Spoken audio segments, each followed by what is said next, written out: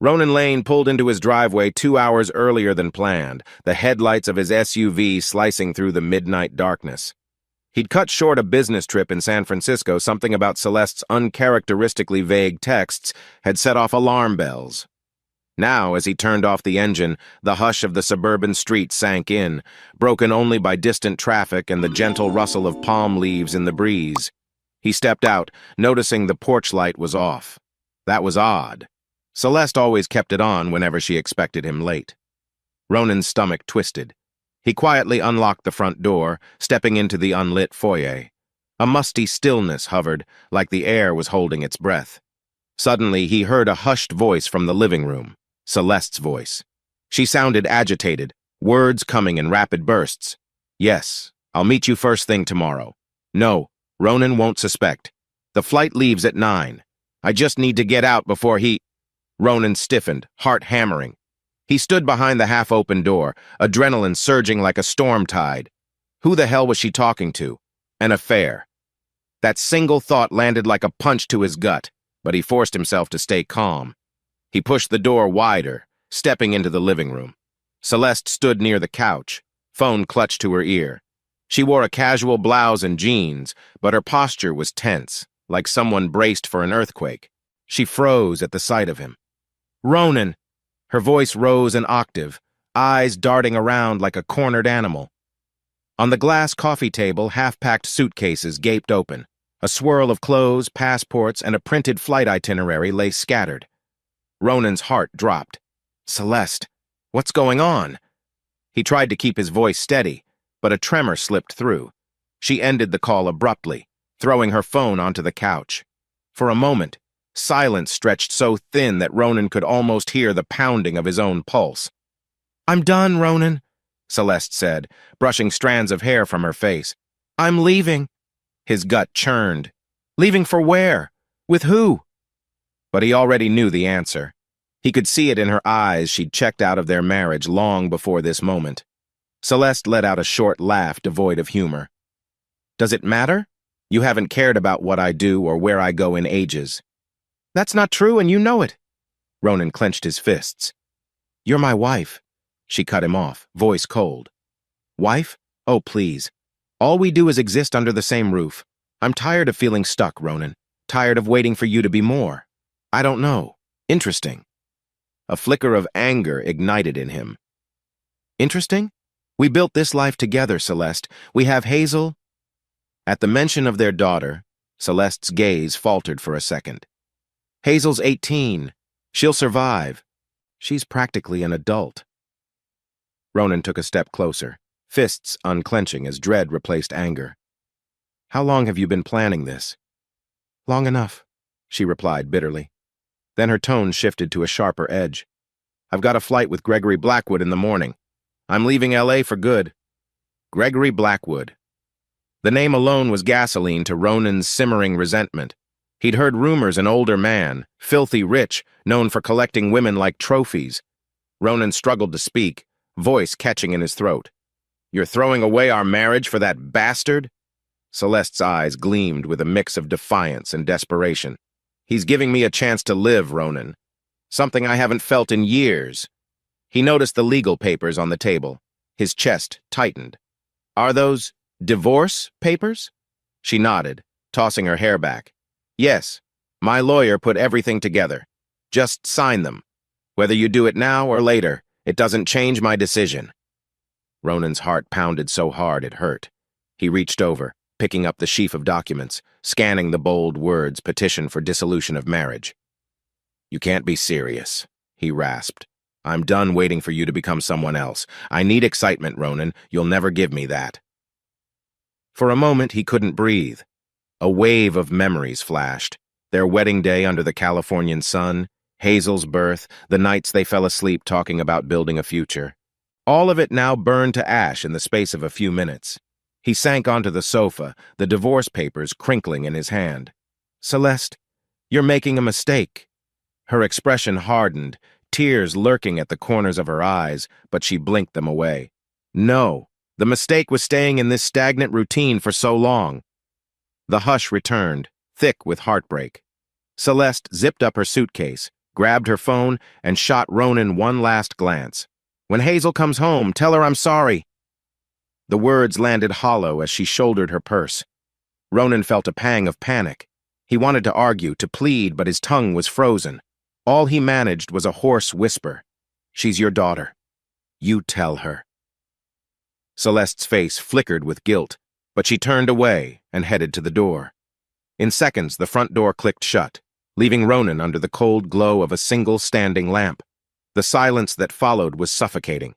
He stared at the papers in his hand until they blurred. Celeste Lane versus Ronan Lane. This couldn't be real, could it? But the pang in his chest said otherwise. Barely half an hour later, Hazel's key scratched in the front lock. The moment she stepped inside, she froze at the sight of her father slumped on the couch, eyes red-rimmed, pages of a legal document scattered on the rug. Her gaze darted around in confusion. "Dad? What's going on? Where's Mom?" Ronan swallowed hard, attempting to form words, but an ache clogged his throat. He picked up one torn piece of paper and held it, eyes dim with sorrow. "She left," he managed. Hazel took a shaky breath, flicking on the overhead light. The living room looked like a crime scene of broken vows. She sank down beside him, her arm circling his shoulder. "Dad, oh my God." For a long moment, they sat there in stunned silence. Outside, a neighbor's porch light flipped on, illuminating the emptiness of the driveway. It felt like a spotlight on all that remained of the Lane family. Ronan closed his eyes, resting his head against Hazel's. The flicker of anger, betrayal, and deep hurt tangled inside him. He had no idea what came next, only that everything in his life had just shattered beyond recognition, and tomorrow might bring a deeper plunge into the unknown. Morning light filtered through the blinds in the living room, casting thin stripes across Ronan's tired face. He hadn't slept. Hazel had dozed off, leaning on his shoulder, but even her gentle breathing couldn't quiet the storm in his mind. The clock read 7 a.m. He rubbed his eyes, slowly disentangling himself from Hazel and standing up, stiff and hollow. Staring at the half-packed suitcase Celeste had left behind, he felt an odd mix of rage and longing. He wanted to toss it out on the street, yet a part of him still expected her to walk back in, apologizing for some cruel prank. Hazel stirred. "Dad?" she whispered, blinking at the morning sun. "It's real, right?" "She's gone?" Ronan exhaled. "Yeah," he said quietly. "She left for the airport." His chest tightened at the memory of Celeste's final words. They migrated to the kitchen, where Hazel rummaged in a cabinet for cereal. The house felt bigger than usual empty corners that Celeste once occupied now echoed with absence. Ronan noticed the travel brochure on the counter, a glossy pamphlet featuring glaciers, tango nights, and Chilean mountains. He recalled booking that 2-week tour months ago, hoping to rekindle something in his marriage. The irony stung. Hazel took a seat, picking at her cereal without appetite. "What happens now?" she asked, her voice small. He slid into a chair across from her. "I'm not sure," he admitted, rubbing his temples. "Your mom wants a divorce. There's legal paperwork." He trailed off, mind circling back to the conversation with Celeste. "But maybe we can figure it out after a few days. Let things settle." Hazel frowned, her eyes reddening again. "She's with Gregory Blackwood, right?" She couldn't finish. Ronan just nodded, the admission sour on his tongue. Silence lingered. Hazel glanced at the travel brochure. "Dad, what about the trip you planned?" She tapped the image of Santiago with her fingernail. "You already paid for it?" Ronan nodded slowly. "Non-refundable. And it was supposed to be our big second honeymoon." He scoffed at that now painful notion. "It's in 3 days." Hazel set down her spoon, a determined glint in her eyes. "Dad, you should still go." He tilted his head. "Go alone? That's just pointless." She shrugged. "Take me instead. Mom's gone. You need a break. I mean to get your head straight, and I could use a change of scenery." Her voice cracked slightly at the last words. "Maybe seeing new places will help us both." Ronan hesitated, bitterness swirling in his chest.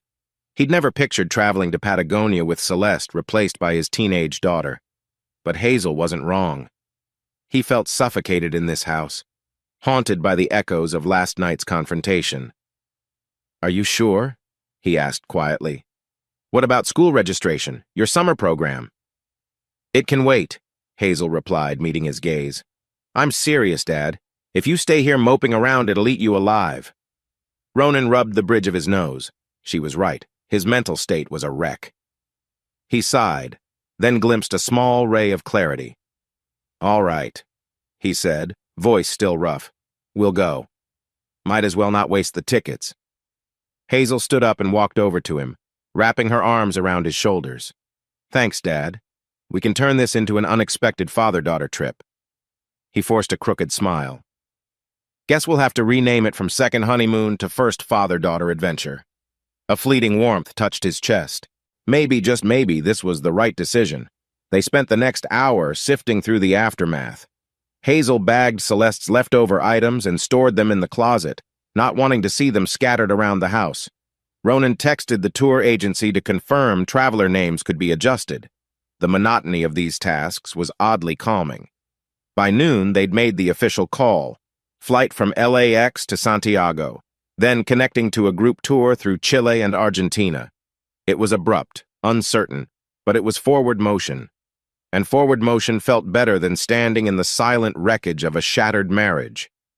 Ronan eyed Celeste's typed name on the reservation form, the block letters mocking him. Lane Celeste. One quick email to the tour operator switched it to Lane Hazel. He pressed send. There was no going back now. He glanced at Hazel, who offered a supportive nod. They had 3 days before departure, 3 days to gather themselves, pack their suitcases, and step away from the chaos Celeste left behind. It wouldn't fix everything, but at least it was a place to start. Celeste Lane caught her reflection in the polished elevator doors of Gregory Blackwood's estate. The face staring back looked conflicted, cheeks flushed with both excitement and guilt. Her flight had landed just hours ago, and Gregory's driver whisked her straight to this sprawling mansion perched on the outskirts of Beverly Hills. As the elevator ascended, Celeste clutched her purse, heart pounding. She remembered leaving Ronan with those divorce papers in the dead of night. The image pricked her conscience. But then she thought of the plush interior she'd glimpsed in Gregory's private jet soft leather seats, champagne on ice, the allure of something more. She pressed her lips tight, pushing away the guilt. A chime signaled her arrival on the top floor. The elevator door slid open to reveal a living area bigger than her entire old house. Floor-to-ceiling windows showcased the LA skyline, neon lights shimmering in the distance like 1,000 promises. Gregory stepped forward, impeccably dressed in a tailored suit even though it was past midnight. "Welcome, my dear." He extended a hand. "Took you long enough. Everything okay?" Celeste tried to steady her voice. "I left Ronan, signed papers and all," she said, her tone wavering just a fraction. His smile was polite, but his eyes seemed distant. "I'm sure that was quite a step. Come here." He pulled her into a brief, almost formal hug. "Let's toast to new beginnings." She mustered a smile as Gregory led her to a bar cart stocked with top-shelf liquor. But no matter how luxurious the penthouse seemed, a thread of unease lingered. She had been so sure about leaving Ronan, her discontent with their life overshadowing everything. Yet here she was, in a penthouse that felt more museum than home. "Champagne?" Gregory asked, pouring without waiting for her reply. He handed her a flute, the bubbles fizzing softly. Celeste took a sip, letting the crisp taste momentarily wash away her anxiety. "This place is incredible," she managed, surveying the glass walls, the expensive art pieces. A swirl of euphoria tickled her. This was the life she had dreamt of, wasn't it? Gregory nodded, glancing at his phone. "When you have the right connections, anything's possible," he said, voice tinged with casual arrogance. "Now, let's talk about your next steps. I have a business trip next week, so you'll stay here. I'll introduce you to my circle. Eventually." She blinked. "Your circle?" "Investors, high society folks," Gregory replied, swirling his whiskey. "We hold events, galas. Once you settle in, you'll meet them all." "Right," she murmured, catching a faint sense of detachment in his voice. But she let it slide, preferring the fantasy. New dresses, lavish parties, champagne every night. Celeste's phone vibrated in her purse. Hazel. A pang shot through her. She hesitated. Did she really want to face her daughter right now? She slid the phone back without answering. Gregory's gaze flicked to her. Everything okay? Just an old friend, she lied, forcing a smile. No big deal. Gregory shrugged, clearly uninterested. Good. I like to keep these evenings peaceful. He raised his glass for a toast. Celeste joined, though a quiet voice in her mind wondered if she was making a deal with the devil or if she'd already made it. A while later, Gregory excused himself for a call, leaving Celeste alone to wander. She stepped out onto the rooftop terrace. L.A. sprawled below in glittering patterns, but she felt oddly isolated.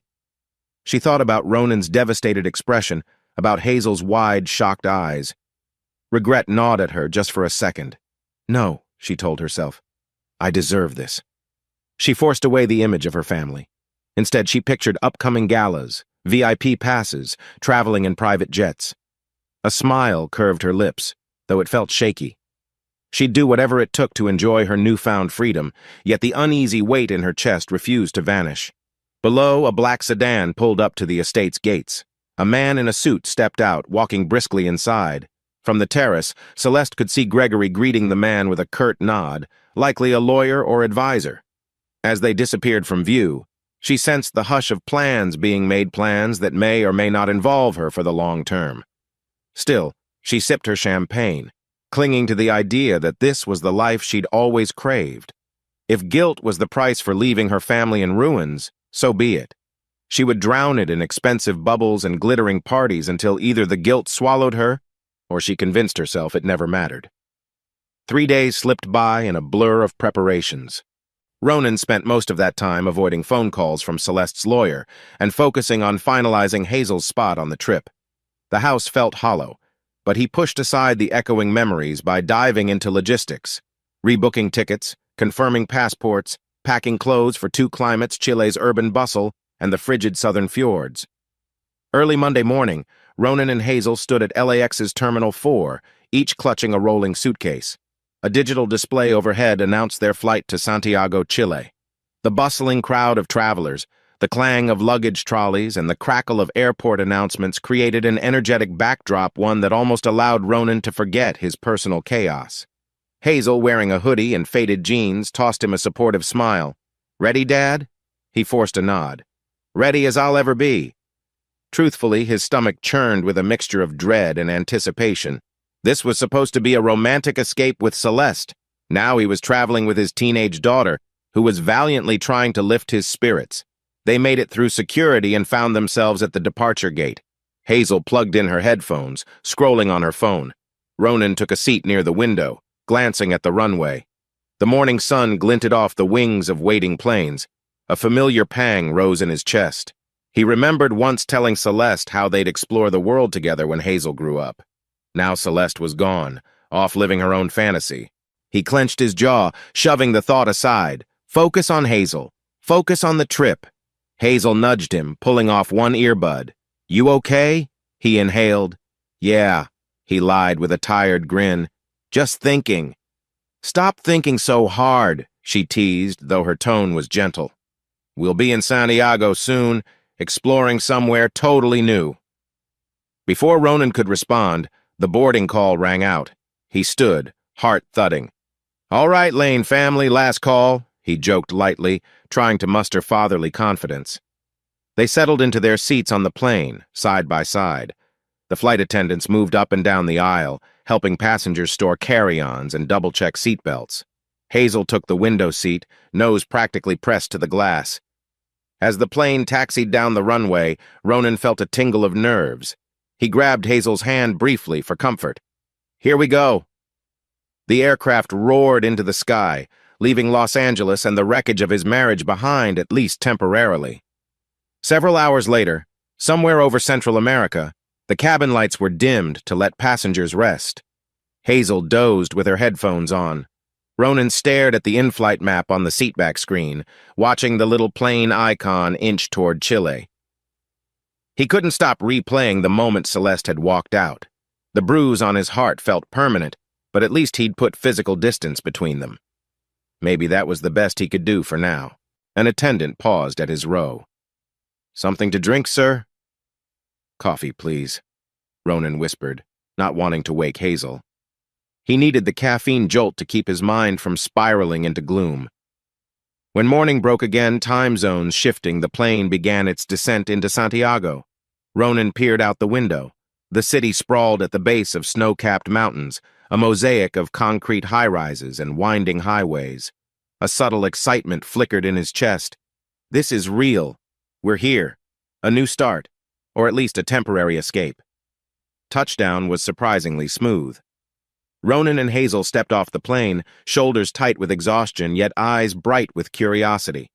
The crisp winter air greeted them the moment they stepped outside into the terminal's arrivals area. "This is so cool," Hazel breathed, adjusting her backpack. "Look at those mountains, Dad."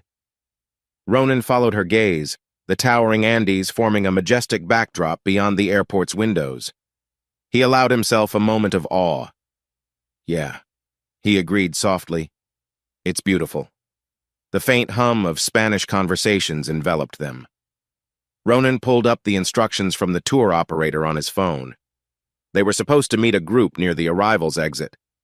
He recognized the company logo on a handheld sign, a friendly Chilean guide ushering travelers into a waiting minibus. Hazel gave him a playful nudge. "Let's go find our ride, Mr. Lane. I can't wait to see what comes next." Ronan let out a long breath, stepping forward with Hazel at his side. Perhaps they were both seeking the same thing: distance from heartbreak, a path toward healing, or maybe just an adventure. As they neared the guide, Ronan quietly promised himself that no matter how shattered he felt, he would make this trip count for Hazel's sake. Little did he know that this journey beginning with scenic Santiago would carry him deeper into unknown territory, far beyond just physical landscapes. Ronan and Hazel emerged from the arrivals hall into the crisp Santiago morning. A guide holding a placard reading "Chile, Argentina Explorer" stood near a small group of tourists waiting by a minibus. The city's skyline rose in the distance, dwarfed by the jagged peaks of the Andes, their snowy caps sparkling under the sun. A bright-faced tour coordinator, Lucia, waved them over.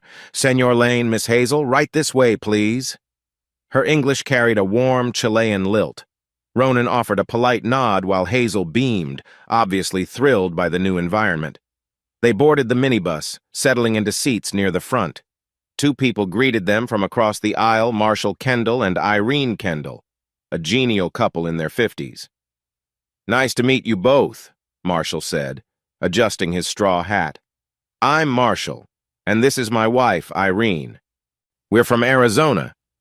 "Ronan Lane," he replied, shaking Marshall's hand.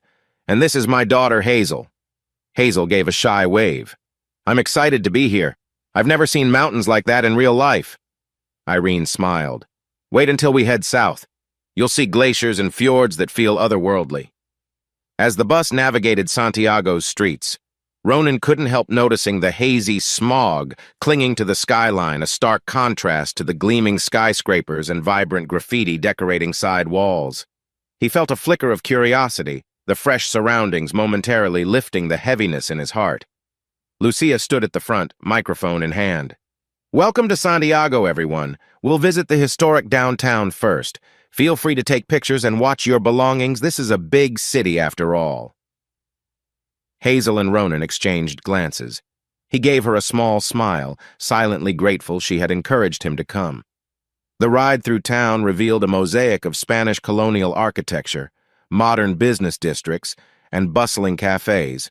Street vendors sold fresh juice and empanadas, the aroma drifting into the bus whenever the doors opened. They eventually stopped near Plaza de Armas, where the group spilled onto a broad pedestrian walkway. Tourists and locals mingled under palm trees and old statues. Hazel snapped pictures on her phone, capturing the Metropolitan Cathedral's ornate facade. Ronan listened as Lucia pointed out the grand architecture, describing how Chile's history shaped the city's eclectic style. Marshall and Irene strolled alongside them, occasionally sharing anecdotes from their prior travels. Irene recounted a funny story about losing a suitcase in Italy years ago, her theatrical gestures earning a laugh from Hazel. Ronan, though still subdued, found himself appreciating the Kendall's warmth. It was comforting to meet people who radiated such genuine positivity.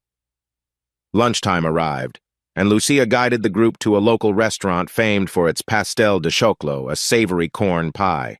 The place buzzed with chatter.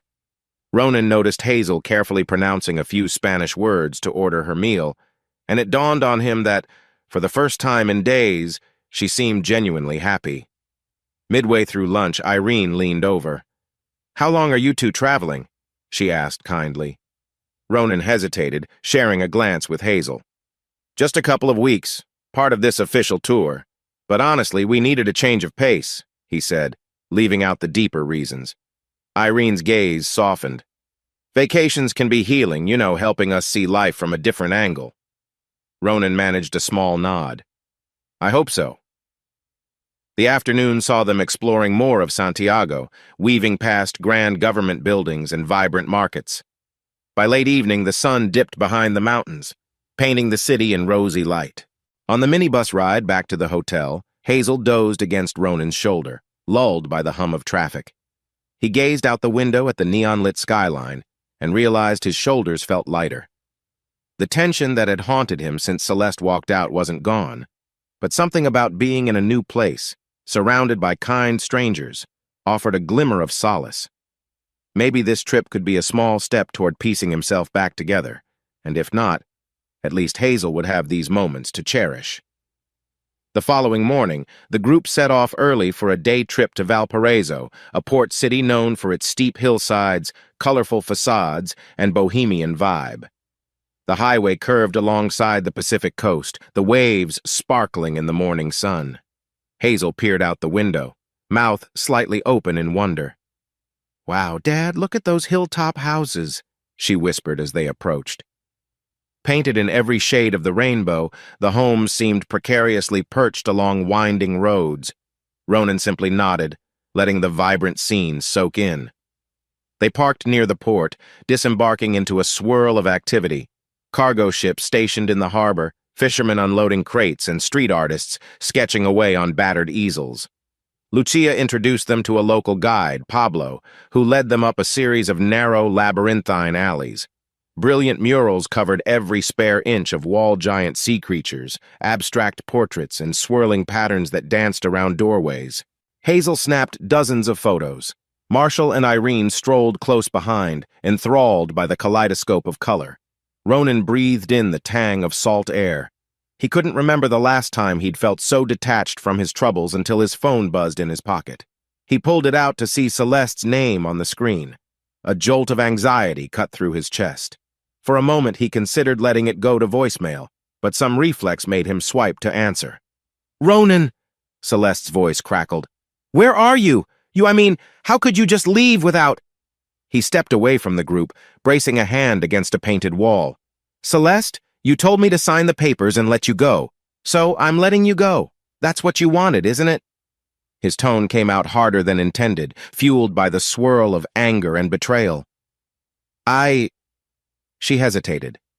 "I only found out from Hazel's social media that she's with you in Chile. You replaced me with our daughter on that trip?"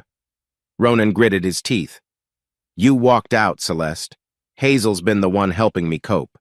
If you have a problem with that, maybe you should have stayed and talked it out." A tense silence fell. Then Celeste's voice dropped. I don't want Hazel thinking you're the victim here." His laugh was bitter. "Yeah, well, I'm done discussing who's the victim. I need to go, I'm in the middle of something."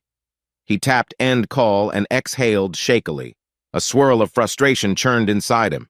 He caught Marshall's concerned gaze from a few steps away, but the older man politely turned to admire a mural instead of intruding. Joining the group again, Ronan found Hazel waiting with a worried expression. "Mom called, right?" she whispered. He nodded. "I handled it.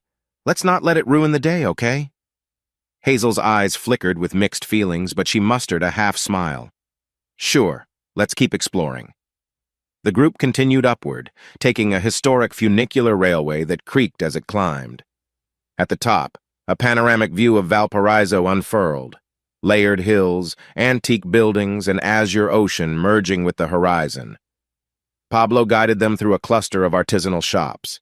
Vibrant hand-woven rugs and quirky ceramics lined the stalls, while the scent of roasting coffee wafted through the air.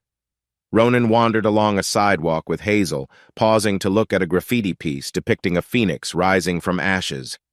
He found his own reflection in the image, something about starting over from the wreckage of a past life. Hazel broke the silence, noticing his thoughtful look. "Dad, are you okay?" He inhaled slowly. "I'm figuring it out. Day by day." She gave his arm a quick squeeze. "We'll get through this." A wave of gratitude washed over him as they rejoined the others, heading back downhill for a late lunch at a seaside cafe. The call from Celeste still stung, but he forced himself to focus on the vibrant port city around him. Maybe the best he could do was live in each moment and trust that time and distance would soften the bruises. 2 days later, the tour group traded city life for the wild south of Chile. After a short flight from Santiago, they landed near Punta Arenas, where a cruise ship awaited. The vessel wasn't massive, just big enough to navigate the narrow fjords and still provide comforts like cozy cabins, a dining hall, and a small lounge with wide windows looking onto the sea. Hazel nearly bounced with excitement as they boarded, her breath turning to mist in the chilly coastal air. "Dad, check out the deck," she said, eyes sparkling. "I've never been on a cruise before." Ronan smiled. "Me neither. Let's see how we handle the open water." They settled into a compact cabin with twin bunks, then ventured up to the main deck. The ship's horn gave a low blast, and the vessel eased away from the pier, slicing through the steel-blue water. Rugged shorelines flanked them, craggy hills dotted with small shrubs and patches of snow. The wind carried the tang of salt and the promise of distant ice fields. Marshall and Irene soon joined them topside, bundled in puffy jackets. Irene pointed out a few black and white dolphins, Peel's dolphins, according to the tour staff surfing the ship's wake. Hazel squealed when one leapt clear of the water, performing a playful flip. Dinner that evening was a cozy affair in the ship's dining hall. Ronan found himself chatting easily with a few other travelers. An Italian photographer named Elena, a retired engineer from Canada, and a young student from Brazil. The multinational crowd gave the meal a sense of camaraderie. Bowls of hot soup and fresh seafood warmed everyone up. After dinner, the passengers gathered in the lounge for a briefing. A local naturalist, Eduardo, explained the route. Over the next couple of days, they'd navigate fjords carved by glaciers, disembark in zodiacs for closer views, and possibly spot penguins or seals. Hazel turned to Ronan with shining eyes. "Penguins, Dad. Actual penguins in the wild." He grinned, ruffling her hair gently. "Let's hope we see them." The next morning arrived with an otherworldly hush. The fjord they entered was flanked by towering cliffs, their sides streaked with cascades of meltwater. Hazel and Ronan stood at the bow, mouths agape as a glacier's brilliant blue face loomed ahead. The color glowed like an otherworldly sapphire. A few Zodiac boats were lowered, and the group donned life vests for a closer look. Bobbing in the chilly water, Ronan felt dwarfed by the sheer scale of nature's massive ice walls, the crunch of floating ice chunks against the Zodiac's rubber hull. Every so often, a thunderous crack echoed as the glacier calved, sending shards of ice crashing into the sea. Hazel pressed her camera's shutter repeatedly, capturing the ephemeral moment. "This is insane," she whispered, eyes alight with a childlike wonder. Ronan reached out, touching a small floe of ice near the boat. "Cold as well. It's basically a giant ice block," he muttered, drawing laughter from Marshall behind him. The comedic relief helped offset the raw, humbling power of the landscape. At lunch back on the ship, they swapped impressions. Hazel enthused about the dolphins, Elena showed off stunning glacier snapshots, and Irene admitted she got slightly seasick in the Zodiac's sway. Ronan listened quietly, marveling at how removed this all felt from his messy reality back home. That evening, the sky streaked pink and orange as the ship navigated to a new fjord. A few passengers, including Hazel, stargazed on deck, braving the cold wind in hopes of glimpsing the Southern Cross. Ronan lingered in the lounge, sipping a hot drink. Eduardo approached with a knowing smile. "First time seeing glaciers up close?" Ronan nodded, swirling the liquid in his mug. Yes, didn't realize how small I'd feel. That's part of why we do these trips, Eduardo said, his accent rolling. People come back changed. They see how magnificent and fragile nature can be. Ronan mulled over his words. Maybe that was what he needed. A reminder that life was grand and complicated, yet capable of renewal. He thought of Hazel's happiness and how, despite the heartbreak, he was glad he'd chosen to come here. A gentle buzz from his phone interrupted him, another text from Celeste. He swallowed hard, deciding not to read it tonight. Instead, he made his way outside to find Hazel. She was on the deck, scanning the skyline for stars. When he joined her, she flashed a contented smile. Ronan felt a surge of gratitude for this stolen moment in the crisp Chilean air. Maybe the path ahead was murky, but for now, the towering glaciers and endless night sky left him hopeful in a way he hadn't felt for a long time. On the fourth day of their southern journey, the group disembarked for the final time, stepping onto Argentine soil near the edge of Patagonia. Crisp, biting wind greeted them, rippling across vast plains of tawny grass. Ronan glanced around in awe. He'd seen pictures of Patagonia, a windswept frontier at the southern tip of the world, but pictures couldn't capture the raw energy of the place. A sturdy bus was waiting to ferry them into the interior. As they rolled along the rough roads, Hazel gaped at the wide horizons, dotted by the occasional guanaco, slender camel-like animals with alert ears. At one point, they drove by a flock of rhea, large flightless birds darting through the brush. Hazel snapped photos every few seconds, her excitement bubbling over. "I never realized how empty and huge this land is," she murmured to Ronan. "It's like the sky is bigger here." Ronan nodded. "Feels like we're on another planet." Marshall and Irene sat across the aisle, equally mesmerized. Meanwhile, Lucia and a local Argentine guide, Mateo, chatted at the front, discussing the next stop, an estancia, ranch, where the group would spend a night. 2 hours into the journey, the bus lurched with a sudden clunk. The engine sputtered, then died. A hush fell over everyone as the driver pulled off to the side of the desolate road. Mateo hopped out, rummaging under the hood. 5 minutes later, he returned, looking sheepish. "It seems the engine belt snapped. We'll need a replacement, but the nearest town is almost an hour away. I've called for help, could be a while." A ripple of concerned chatter spread among the passengers. The wind battered the bus, rattling the windows. Hazel glanced at Ronan with mild apprehension, but he gave her a reassuring nod. "We'll deal with it." Since waiting inside felt stuffy, many of them stepped out to stretch their legs. The wind whipped at their jackets, carrying the faint scent of sage and dry earth. Ronan spotted a small formation of rocks a short distance off, where a few guanacos grazed. He turned to Hazel. "Up for a quick walk? Might as well see the wildlife while we can." She grinned. "Sure." They wandered carefully, the grass crunching underfoot. Sunlight pierced through high, thin clouds, setting the horizon aglow in a pale gold. The guanacos eyed them warily, but didn't bolt. Hazel clicked her camera, capturing their elegant silhouettes against the sky. Suddenly, an unexpected gust nearly knocked Hazel off balance. Ronan grabbed her arm, steadying her. "Wind's no joke," he muttered with a laugh. She nodded breathlessly, hair whipping around her face like a wild halo. By the time they returned to the bus, they found Marshall and a few others sharing bottled water and snacks, making the best of the situation. Irene greeted them with a grin. "We were just saying this little misadventure will make for a good story one day." Ronan smirked. "Sure will. Hopefully the rescue van shows up before dark." An hour later, a replacement bus finally arrived. Everyone piled in, grateful for the functioning heater and the promise of continuing the journey. Dusk settled over Patagonia, painting the grasslands in purples and blues. Hazel dozed against Ronan's shoulder, lulled by the hum of the new engine. They reached the estancia just as night claimed the sky. Lantern light guided them up a gravel pathway to a modest ranch house.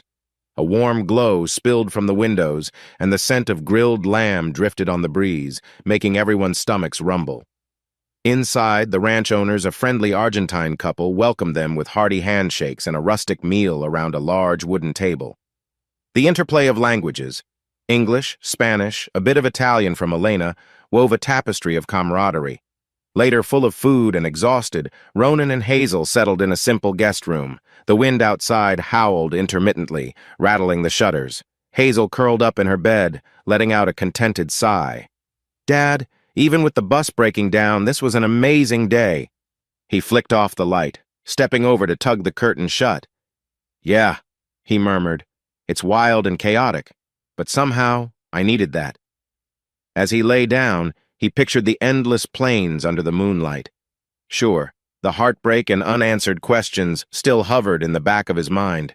Yet something about Patagonia's fierce, untamed spirit reminded him that he could endure change like these rugged landscapes, shaped by wind and time.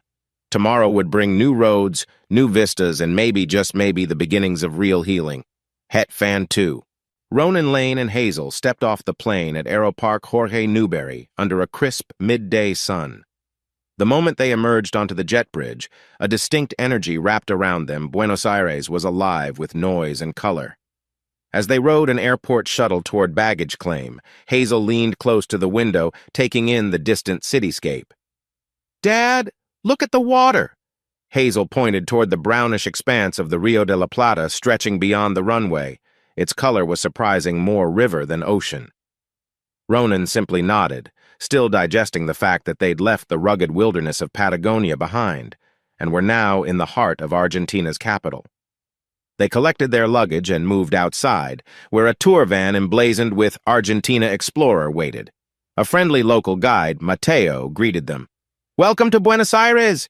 You can call me Mateo," he said in smooth English. "We've got a busy day, hope you're not too tired." On the drive, Ronan noticed the streets shifting from industrial outskirts to elegant boulevards lined with European-style buildings.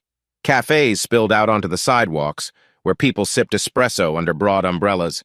Hazel snapped pictures of everything from antique lampposts to vibrant street art that popped up on random walls.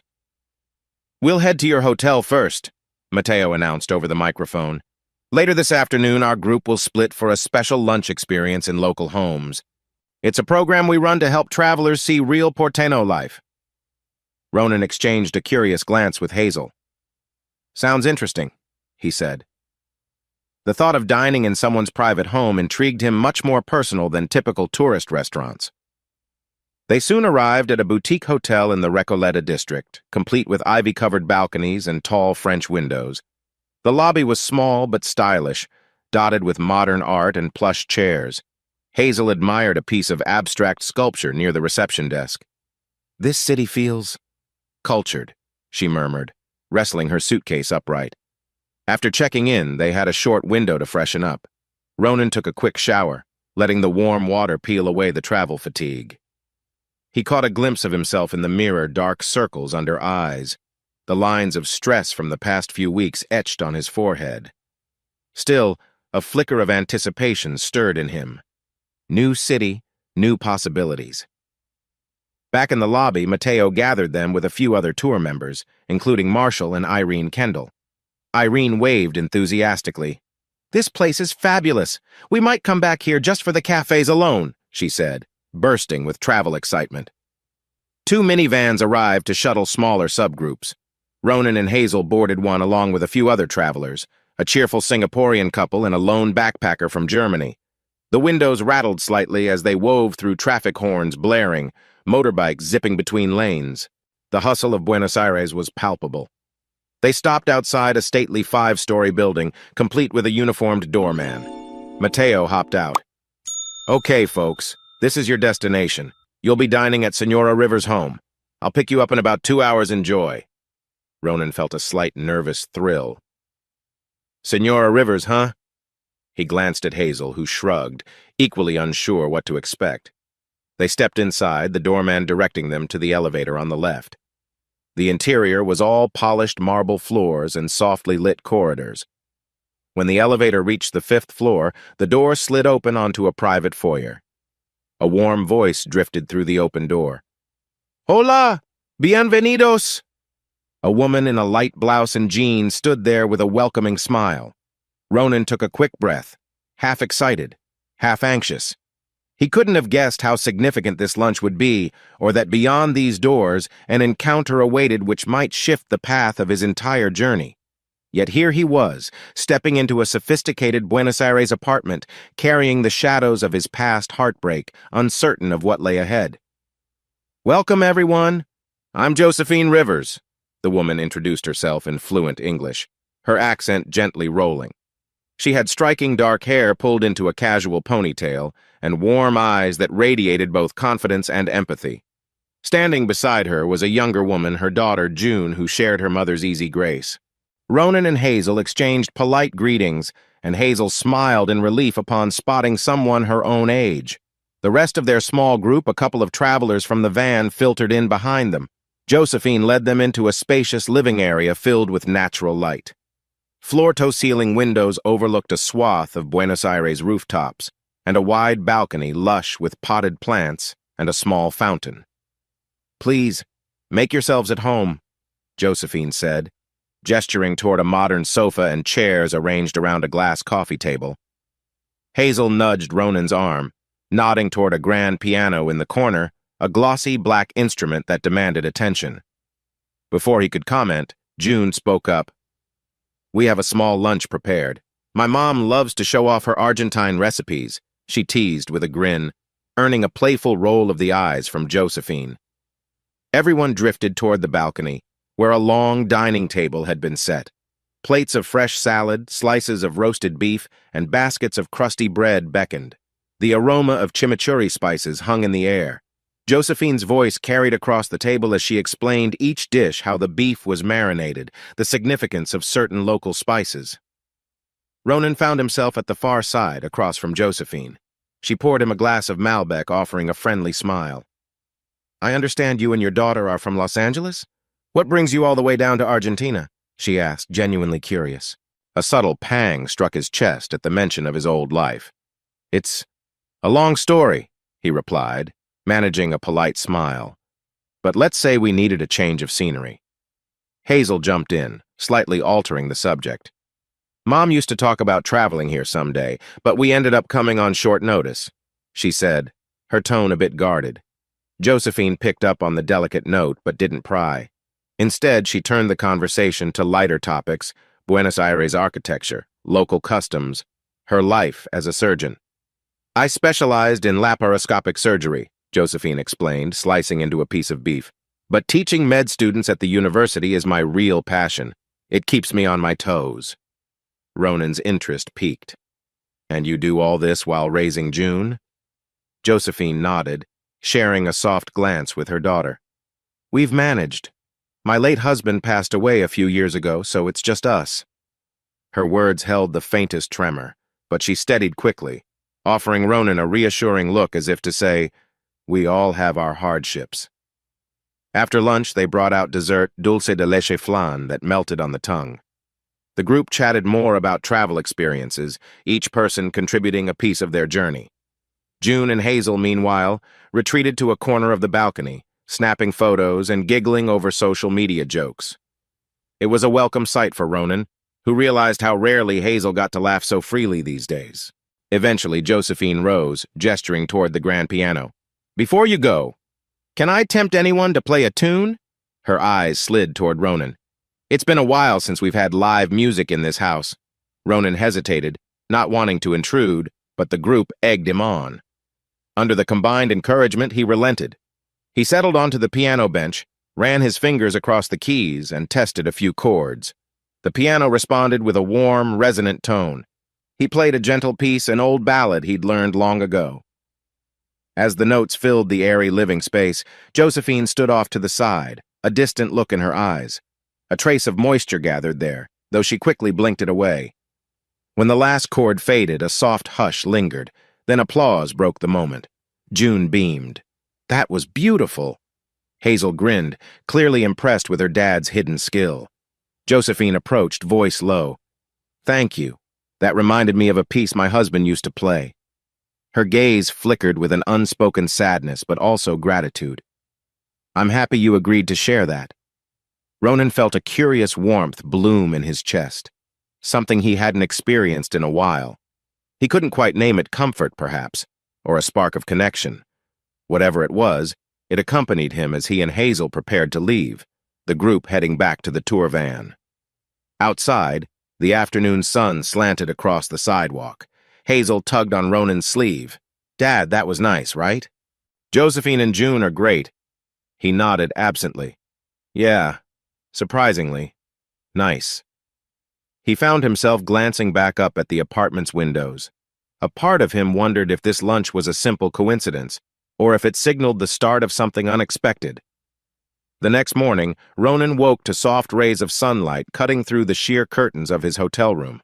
Outside, Buenos Aires was already in motion car horns, the rumble of buses, the hum of daily life. Hazel stirred in the neighboring bed, blinking sleepily. "Dad, what's on today's schedule again?" "Mateo said we'd tour Plaza de Mayo, then we have free time to explore the city," Ronan replied, checking a small itinerary card. "We can visit Teatro Colón, maybe try some local pastries." A few hours later, they stood in the historic heart of Buenos Aires, the Plaza de Mayo. The pinkish facade of the Casa Rosada, presidential palace, loomed across the square, tourists snapping photos in front. Hazel wandered off to capture the angles of old colonial buildings with her phone. Ronan took in the swirling pigeons and the passionate street protesters chanting about inflation. This city had layers of complexity, raw and captivating. They soon strolled down Avenida de Mayo, soaking in the grand architecture that felt like a slice of Europe transplanted into Latin America. A short taxi ride brought them to Teatro Colón, its neoclassical grandeur nearly overwhelming. The inside was even more stunning, glittering chandeliers, plush red seats, intricate carvings. At one point, as they stood in the dimly lit hallway outside the main auditorium, Hazel turned to him. "Dad, do you think we'll ever come back here? Like, after this tour?" Ronan hesitated, scanning the opulent details. "I'm not sure," he admitted, "but I'm not against the idea." His voice softened. "You like it here?" Hazel nodded. "It's different from home, but in a good way. Maybe we need different right now." He gave her hand a squeeze. "Yeah, maybe we do." Their phones buzzed in near unison. Hazel checked hers first. "It's from June," she said with a small grin. "She's inviting us to a music night at their place. Something about honoring her late father's memory through a private performance."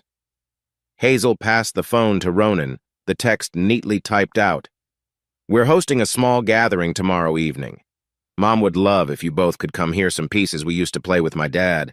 Let me know if you're free." June. Ronan felt a slight flutter in his chest. "That's unexpected," he murmured, glancing at Hazel. She wiggled her eyebrows. "Dad, come on. You clearly got along with Josephine, and I'd love to hang out with June again." He gave a short laugh. "All right, Miss Subtlety." But he texted back a polite acceptance, agreeing to attend. As soon as he hit send, a faint tingle of anticipation coursed through him, reminding him how infrequently he'd felt any kind of excitement since Celeste left. In the afternoon, they visited a cozy cafe near Recoleta Cemetery, nibbling on media lunas and sipping strong Argentine coffee. Hazel browsed local souvenirs, a mate gourd here, a small tango-themed magnet there. Ronan allowed himself to relax, letting the city's rhythm absorb his worries for a while. Late that evening, back at the hotel, Hazel collapsed on her bed with a dramatic sigh. "I walked over 10,000 steps today.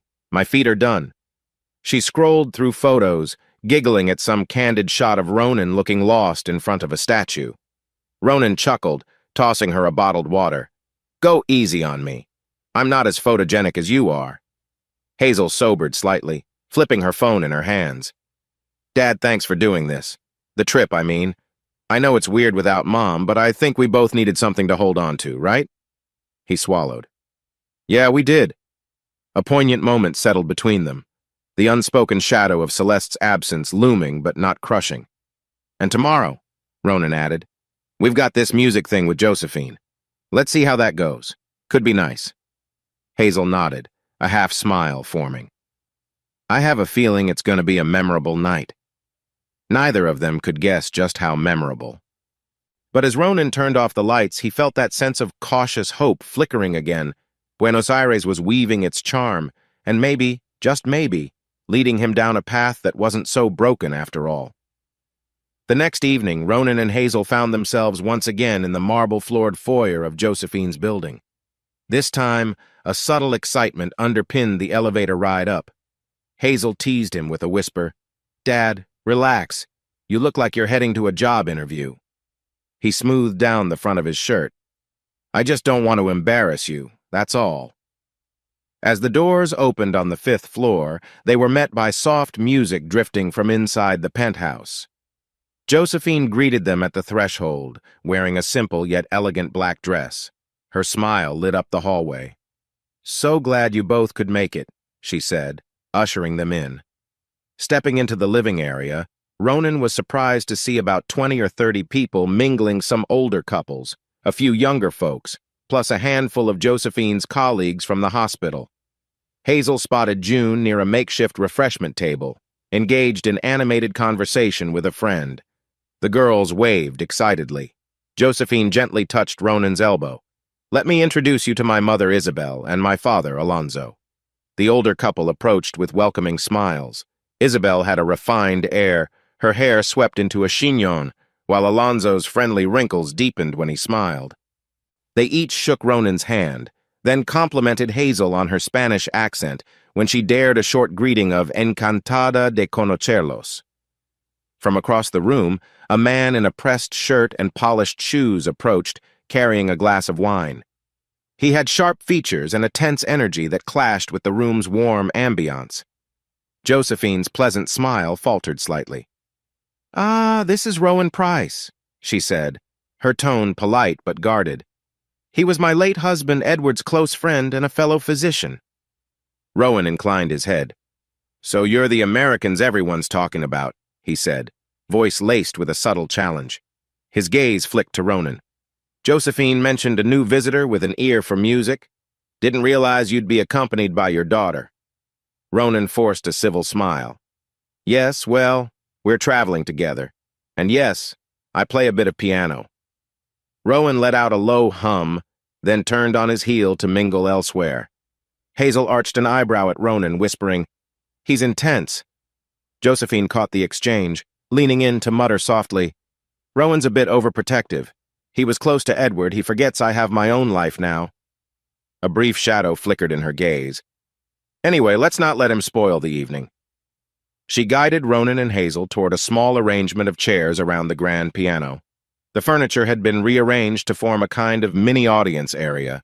Soft lighting glowed from wall sconces, creating an intimate stage. June appeared, carrying her flute in one hand and offering Hazel a grin with the other. "We're about to start soon," June said, excited. "Mom will play violin, and I'll do a short piece on flute. Then if you want, Mr. Ronan, you can join us?" He felt a ripple of nerves, but seeing Josephine's hopeful expression, he nodded. "Sure, if you have something easy for me to sight read."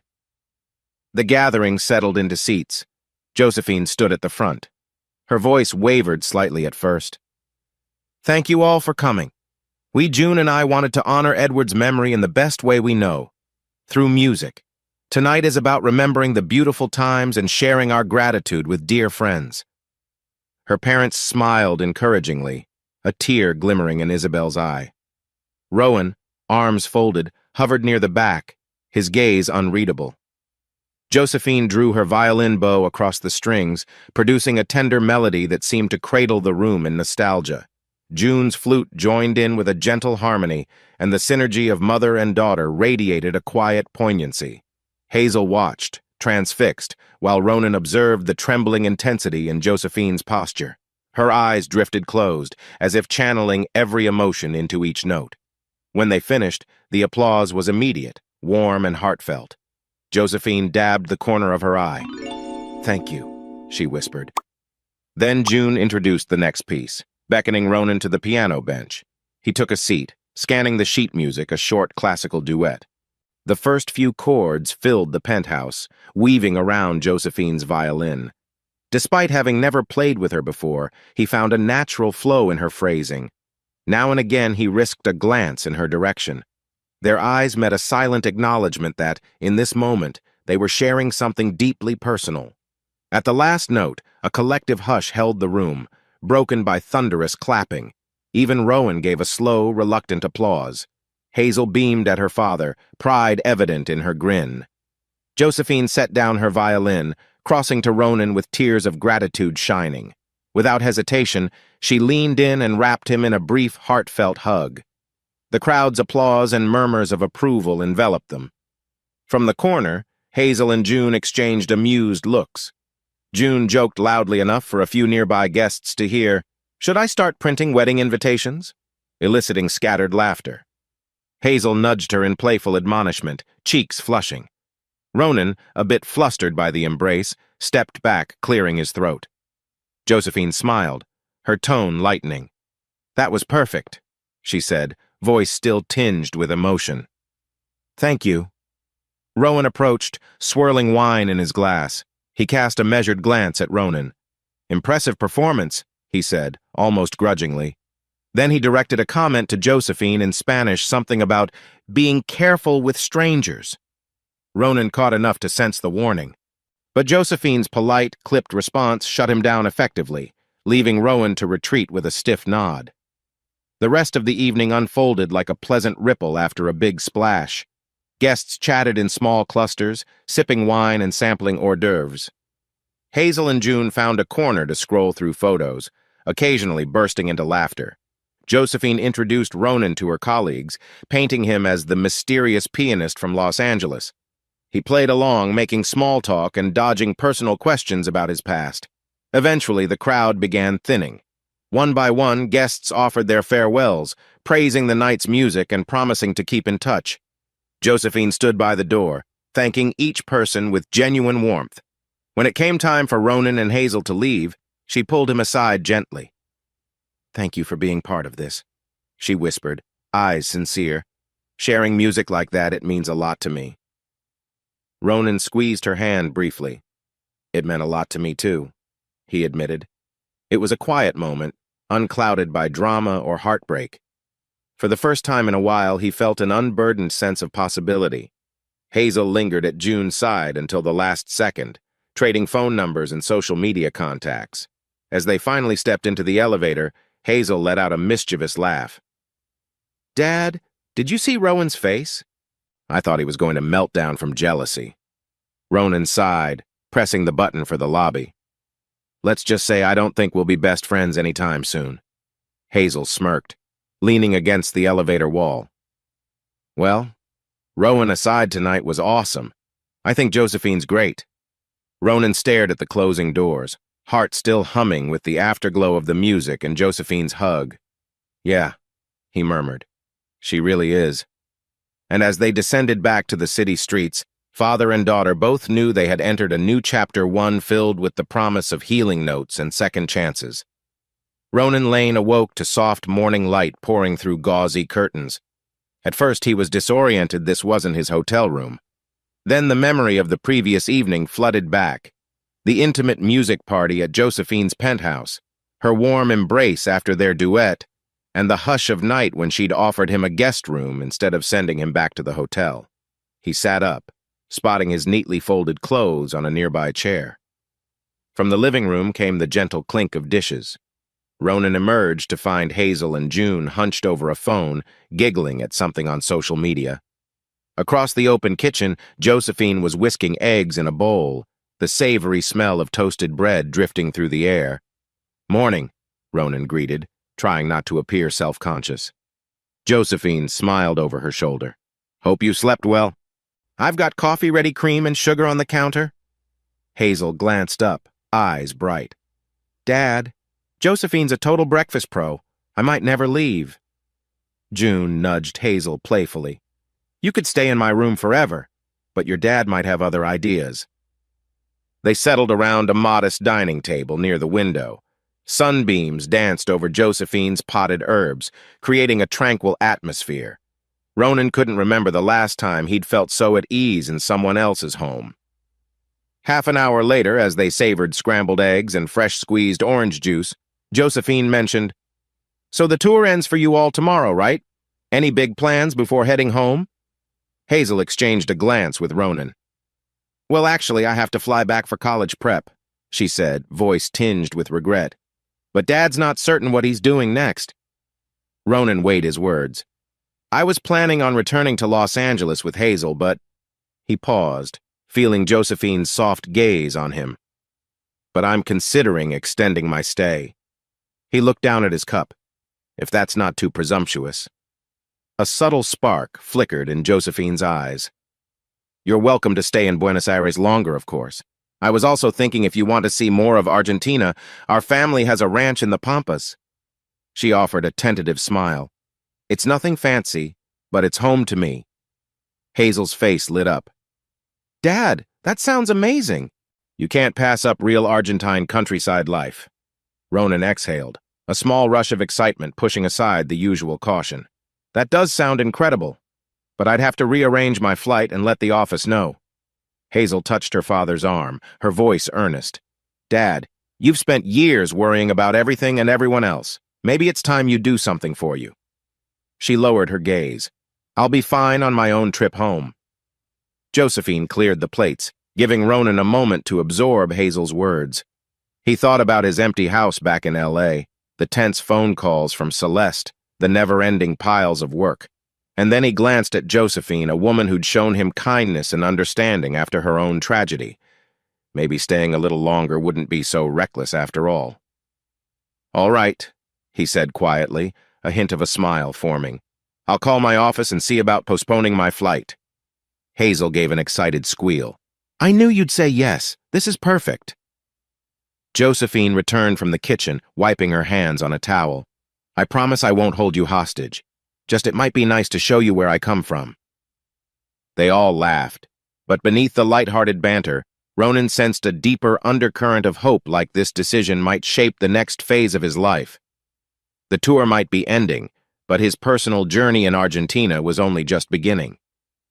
Celeste Lane paced the marbled foyer of Gregory Blackwood's penthouse, the chill of the air conditioning doing nothing to calm her nerves. A few days ago, Gregory had casually introduced his new colleague, a breathtaking model nearly half Celeste's age. From the first moment Celeste laid eyes on the woman, she sensed trouble. Now her suspicions proved right. "Celeste, I need to discuss something," Gregory had said that morning, barely looking up from his laptop. The next minute, he explained that his lawyers had prepared an NDA non-disclosure agreement along with a parting settlement. "We've had our fun," he'd stated, tone devoid of warmth, "but I'm moving in a new direction." Standing there in the foyer, Celeste recalled how the color had drained from her face. She'd left Ronan for this? A man who treated her as an accessory, easily replaced when novelty wore off? Her phone buzzed. She snatched it up, hoping it was Hazel returning her calls. But it was only a bank notification, referencing a deposit likely the hush money Gregory mentioned. "Damn it," she hissed, throwing the phone onto the velvet couch. She felt empty, regret coiling in her stomach like a snake. "I traded a stable life for illusions, and now I'm left with nothing real." She grabbed her suitcase from the bedroom, stuffing clothes in a frenzy.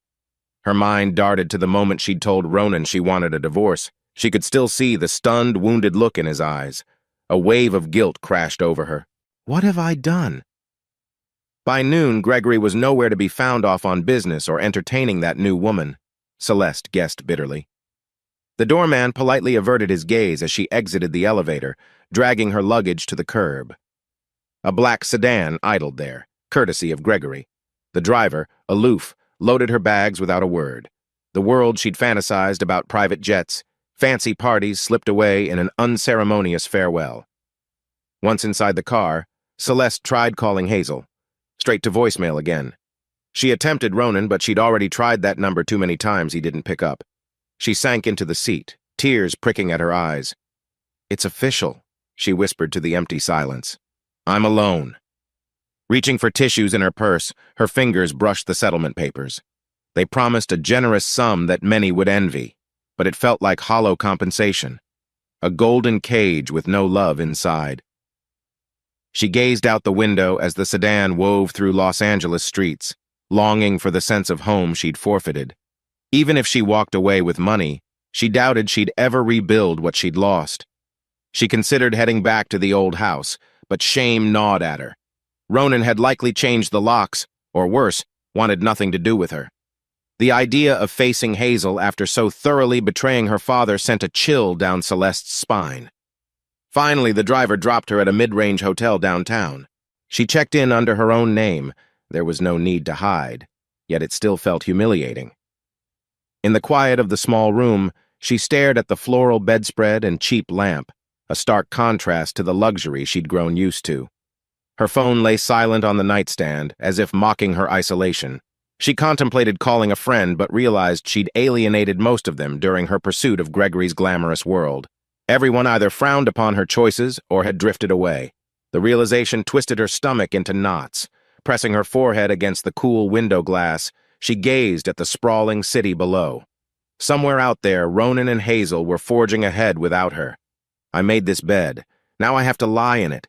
Her reflection in the glass looked haunted, regret etched into every line of her face. The hush of the hotel room closed in, and for the first time in years, Celeste felt truly vulnerable. She had money but no genuine support, no family, no love. Is this the price of freedom? She wondered.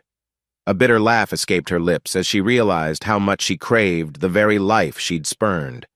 She wiped away tears, dread mounting at the thought that it might be far too late to fix the damage she had done. A few days later, Ronan found himself gazing out the window of Josephine's SUV as they left Buenos Aires behind, heading west. Hazel had flown home to Los Angeles the day before, tearfully hugging her dad goodbye at the airport. Her parting words echoed in Ronan's mind. "You deserve happiness, Dad. Don't overthink it."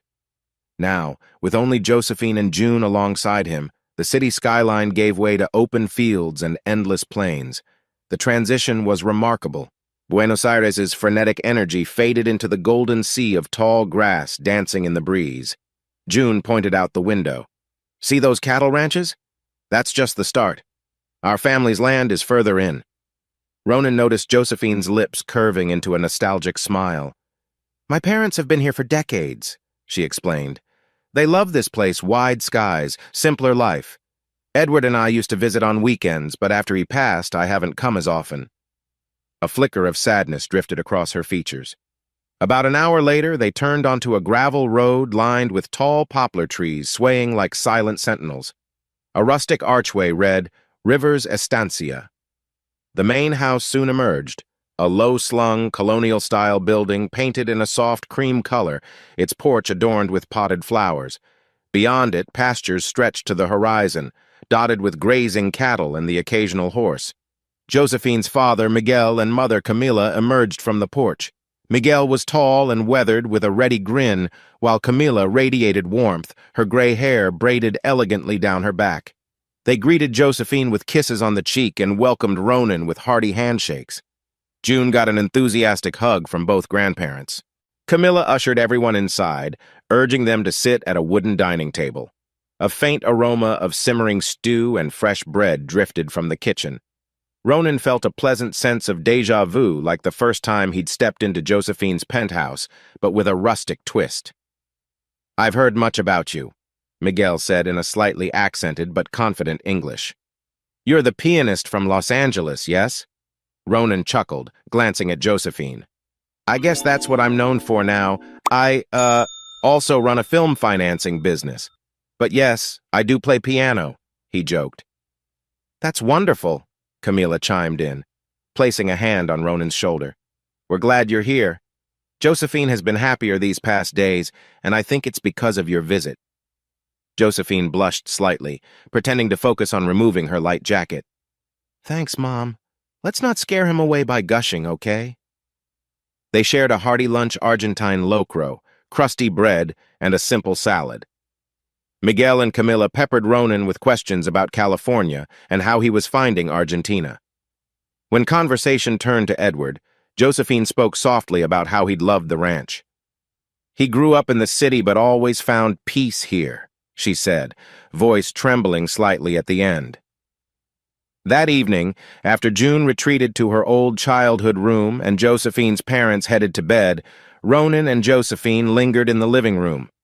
A fire crackled in a stone fireplace, painting the old photographs on the mantel with dancing light.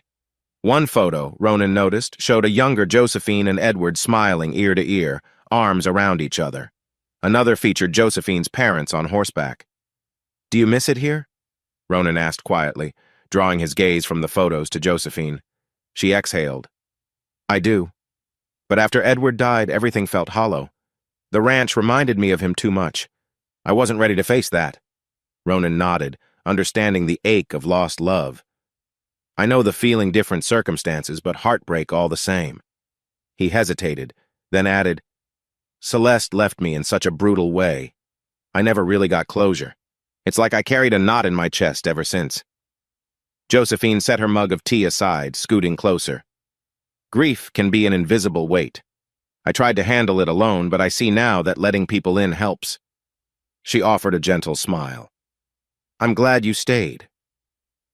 In the flickering firelight, a sense of closeness settled over them, a resonance of shared pain, but also a promise of comfort.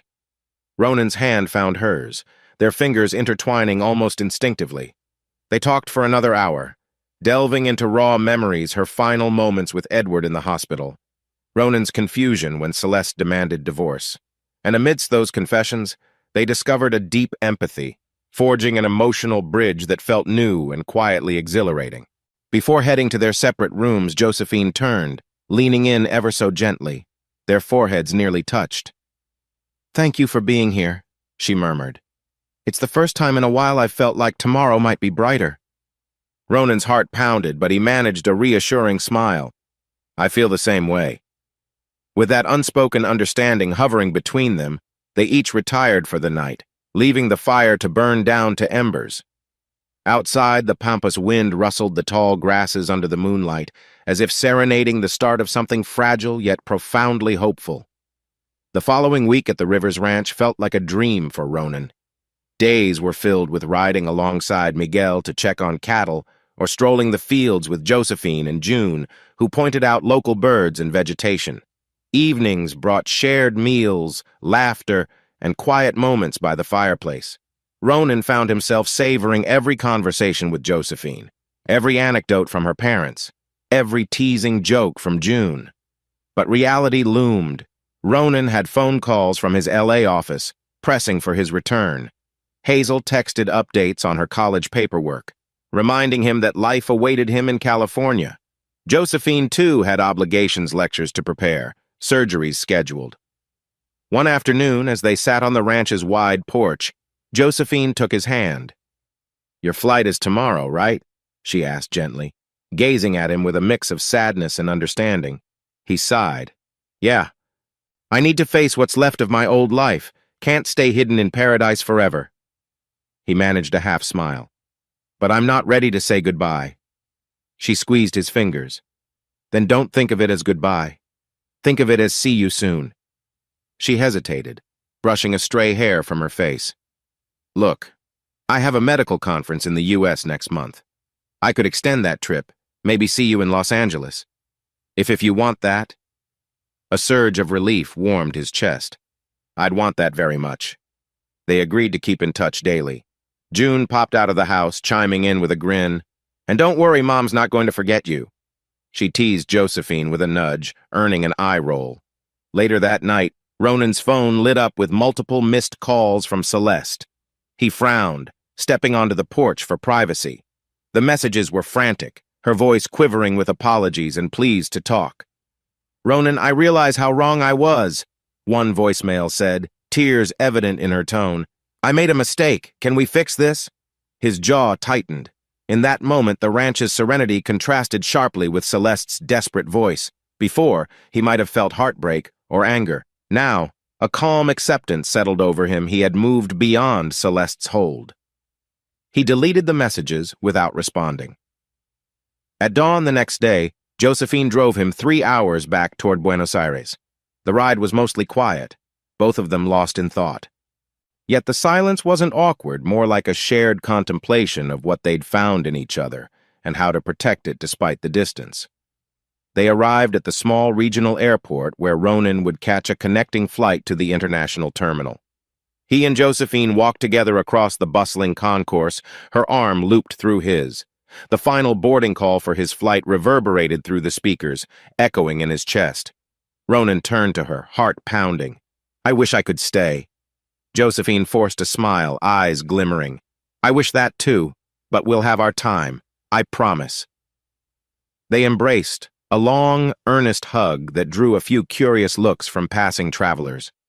Pulling back, Josephine rested her forehead against Ronan's. "Take care of yourself, and call me the minute you land." He nodded, swallowing hard. "I will."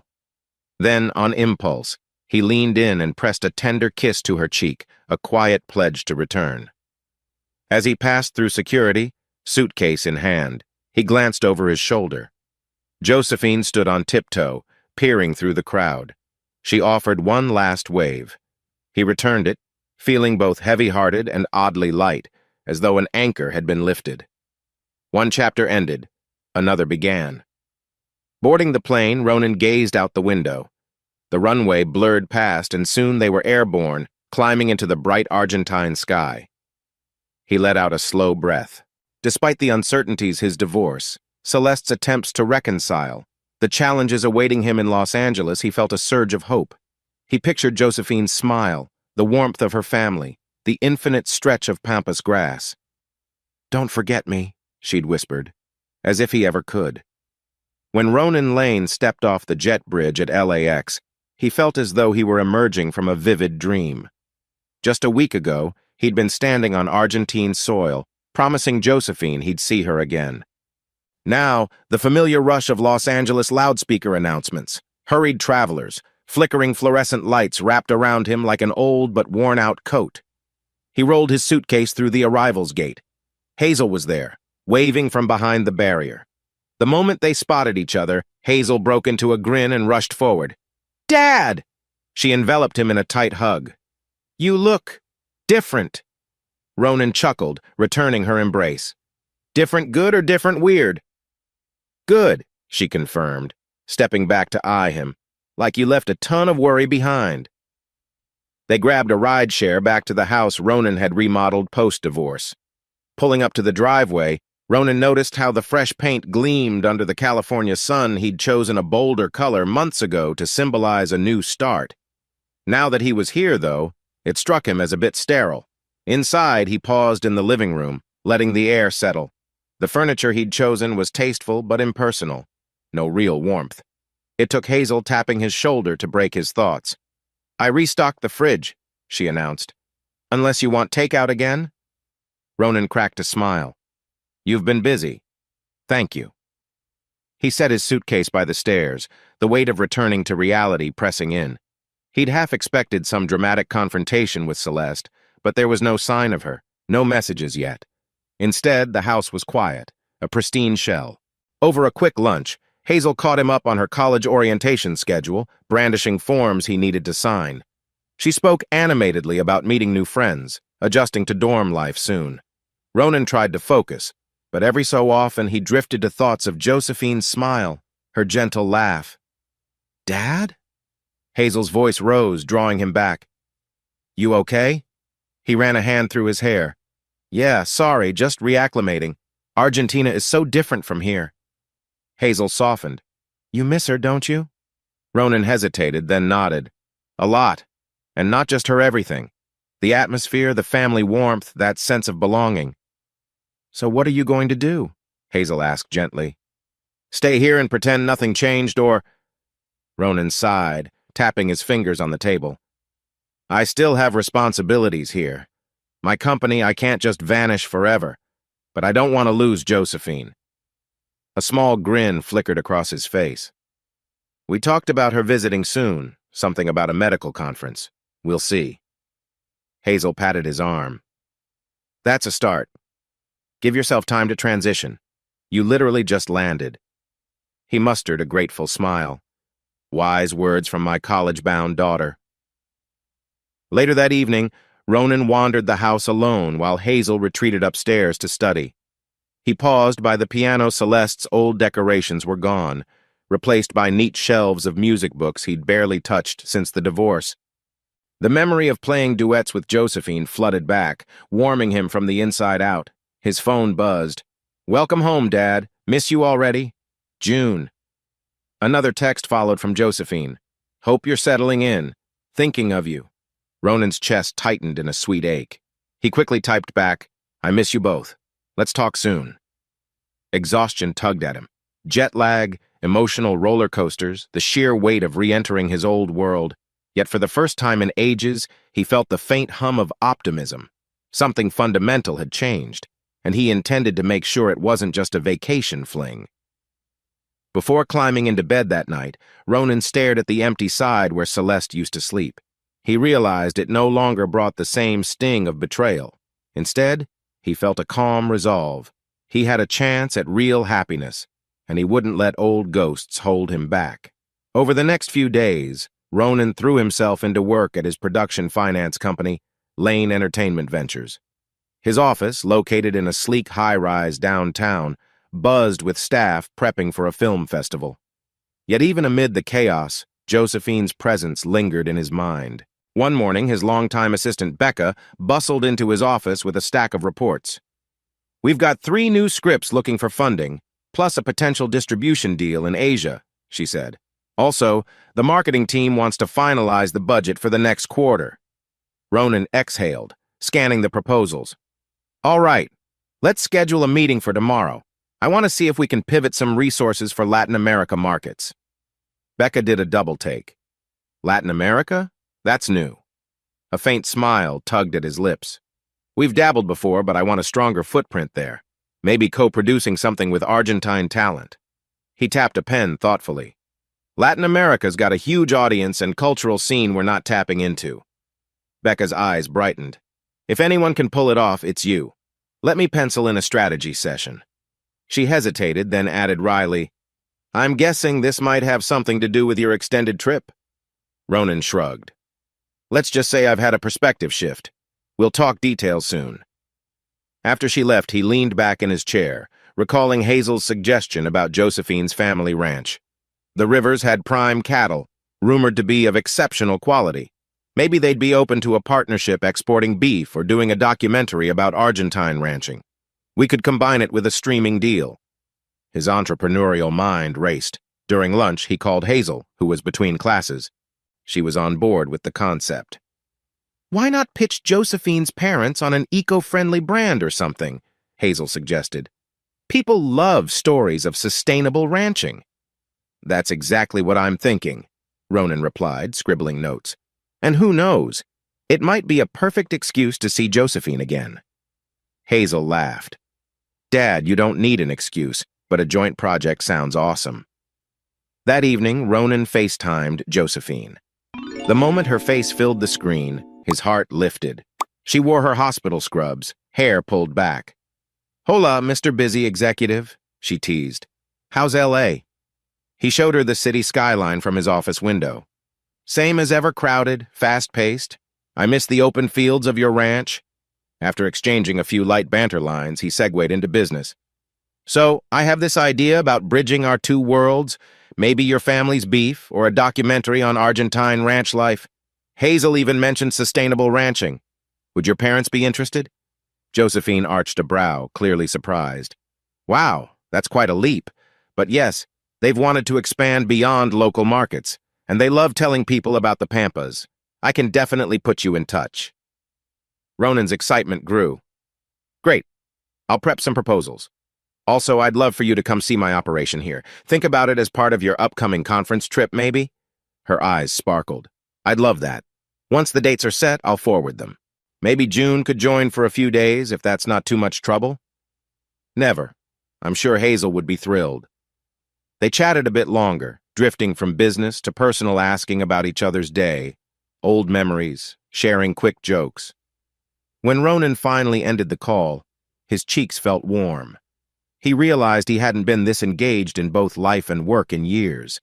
In a swirl of energy, he drafted emails to potential investors, pitched the concept of a short docuseries exploring Argentine ranch culture, and toyed with an idea of a mini Latin American film festival. His mind brimmed with fresh possibilities, bridge building not just for profit, but for personal reasons. Late that night, as he left the office, he paused at the doorway. The city lights glimmered below, and a gentle breeze ruffled the papers in his hand. For the first time since the divorce, he felt like he was forging a new path, one that might combine the best of both worlds, professionally and personally. The thought made him smile as he locked up, determined to see this vision through. A week later, Ronan arrived at his office to find a grim-faced Becca waiting. She handed him a newspaper clipping. The headline read, "Local producer allegedly duped by gold digger from abroad," with a subheading hinting at a scandal involving international romance and questionable intentions. Ronan's blood ran cold as he skimmed the article. It was full of insinuations about him funding an unknown Argentine woman's lifestyle, suggesting she was only after his money. The piece dripped with innuendo, no concrete evidence, just rumors. He clenched his jaw, realizing it targeted Josephine. Becca whispered, "I'm guessing this is total garbage, right?" He nodded stiffly. "Of course it is. She's a respected surgeon, for God's sake. This has Celeste's fingerprints all over it." He set the paper down, anger rising. "Contact our legal team, tell them to prepare a statement refuting this." Becca pursed her lips. "Already on it. But word spreads fast in the entertainment world, Ronan. This might cause some investors to raise eyebrows." Ronan cursed under his breath. "Schedule a meeting with my core partners. I'll handle the PR side personally." Later that afternoon, Celeste strutted into the lobby unannounced. She wore large sunglasses, a tight skirt, and an air of practiced remorse. Security buzzed Ronan, who reluctantly allowed her upstairs. When she entered his office, he folded his arms, refusing to offer a seat. "What do you want?" he asked, voice clipped. Celeste slipped off her sunglasses, blinking dramatically. "Ronan, I heard about the rumor. It's terrible that you're being smeared," she said, though a faint smirk ghosted across her lips. "I just wanted to see if you're okay." Ronan stared, disbelief etched in his features. "Cut the act, Celeste. This is your doing, isn't it?" "Because you couldn't stand that I've moved on," she pouted, feigning innocence. "Move on? With some Argentine nobody? He slammed a hand on the desk. "Don't insult her.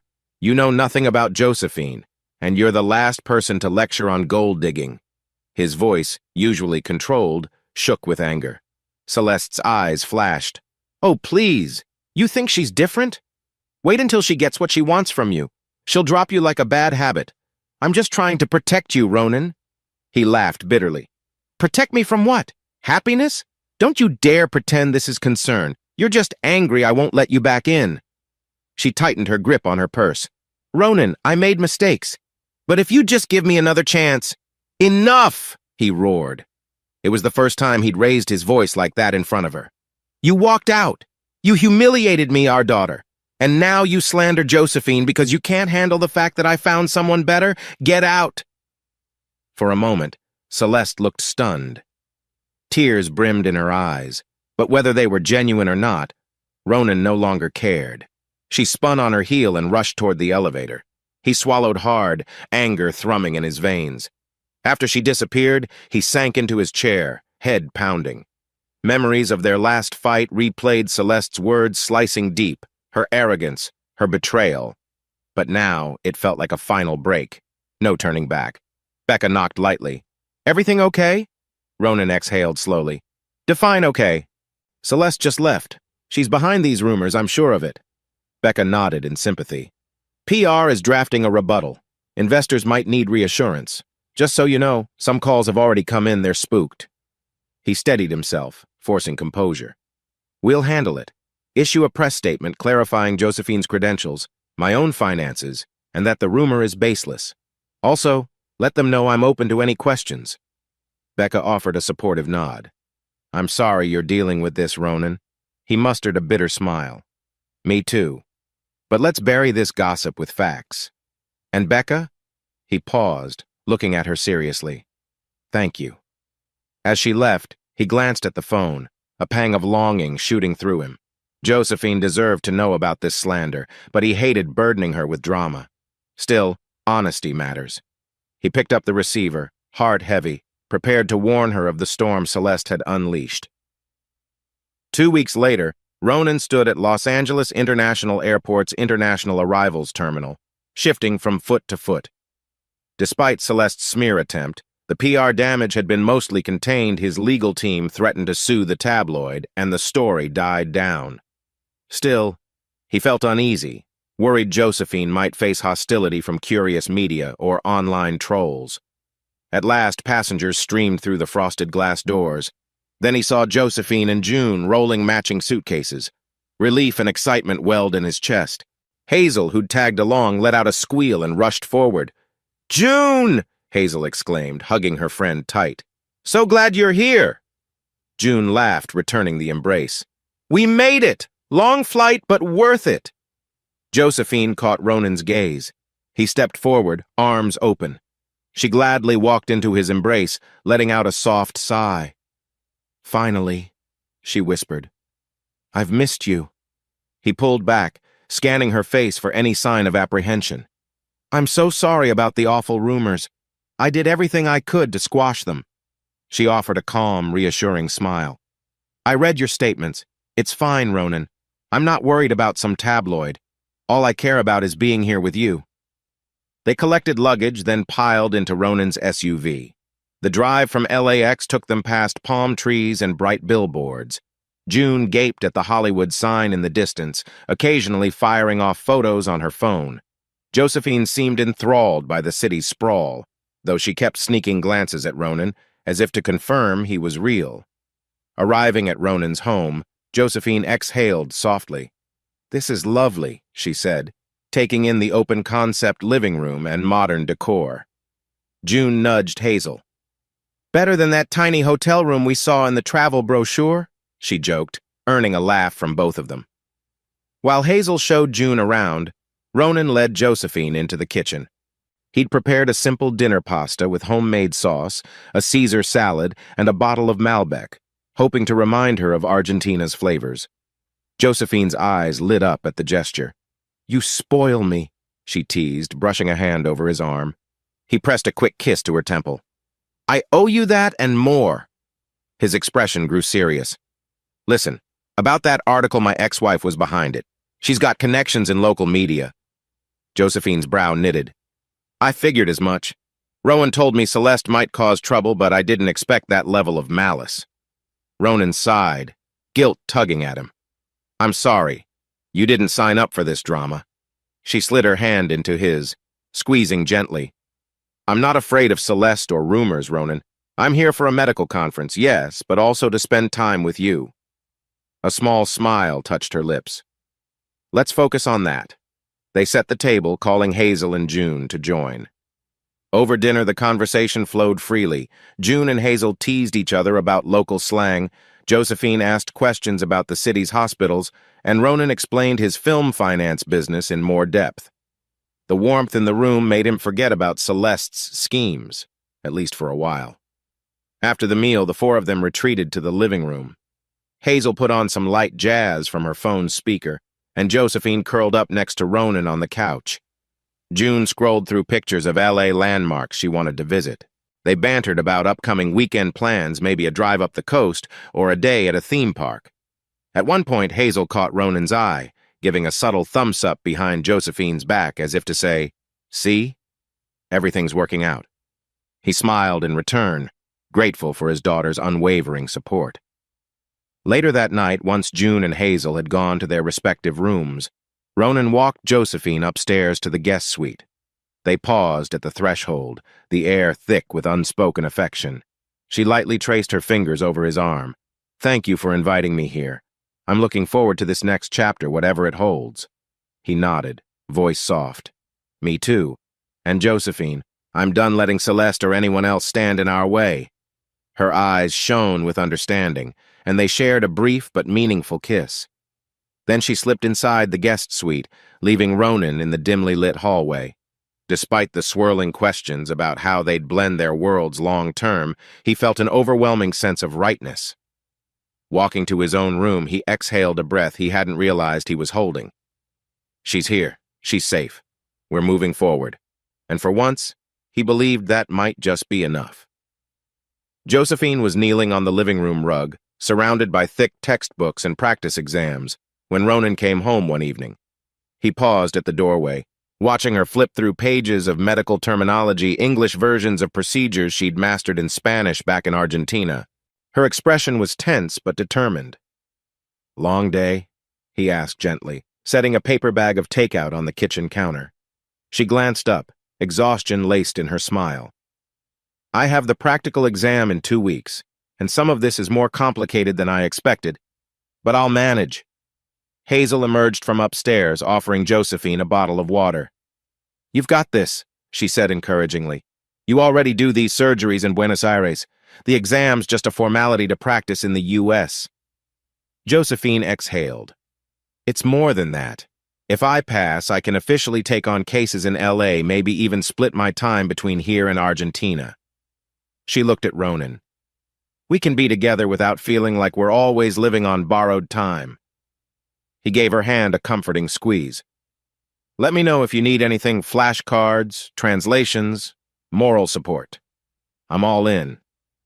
Before she could respond, his phone buzzed. He glanced at the screen, a grimace darkening his face. Ugh, I'll take this in the other room, he muttered, heading down the hall. Hazel and Josephine exchanged concerned looks. Hazel lowered her voice. That's probably about the Latin America project. Dad said there were bureaucratic hurdles, some legal red tape delaying the deal. Josephine sighed. He mentioned it. The distribution license or something, right? Yeah, Hazel confirmed. He's been working around the clock to fix it.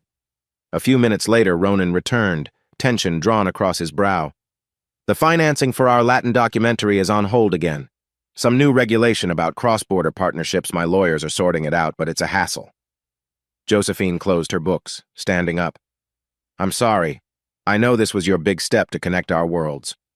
He forced a reassuring smile. It's a setback, but not the end. We'll push through. Let's eat. I brought Thai. Spicy enough to clear our frustrations. They gathered at the dining table, conversation shifting to more pleasant topics. But a subtle undercurrent of stress lingered, each of them wrestling with personal challenges. Hazel made jokes, trying to lighten the mood. Josephine asked about new filming ideas for Ronan's company. Between bites of pad Thai, Ronan's phone buzzed once more, a message from Rowan Price of all people, requesting a meeting. Ronan glanced at Josephine. Rowan? He's in L.A. on some medical conference? Why would he text me? She frowned. He must have arrived for the same conference I'm attending. Maybe he wants to talk about Edward's old research. Or, her voice trailed, a flicker of discomfort crossing her expression. Hazel chimed in, could also be something else. Rowan never seemed too thrilled about you two being together. Josephine stiffened, recalling Rowan's jealousy. I'll handle him if he tries any stunts, she said, but an edge of worry crept in. Sure enough, Rowan texted Josephine next, requesting a friendly coffee near the hospital the following day. She showed the text to Ronan, who shrugged. Go if you want, but be cautious. He has a knack for stirring trouble. Josephine set her jaw. I'll meet him briefly. I won't let him disrespect you or me. The next day, Josephine headed out early, stepping into a trendy cafe near the hospital. She spotted Rowan at a corner table, phone in hand. He stood when he saw her, offering a polite but tense nod. Josephine braced herself, recalling how he'd once insulted Ronan. Calm, professional, she reminded herself. Rowan, she began. You wanted to talk? He motioned for her to sit. She noticed a flicker of regret in his gaze. Josephine, I came to L.A. hoping we could reconnect. I still believe Edward would want you with someone who understands your life, not an outsider. She exhaled, mind flashing to Ronan's warm smile, how he'd supported her career, respected her space. You're wrong, she said quietly. Ronan understands more than you think. Rowan's jaw tightened. He's a film guy, money, prestige.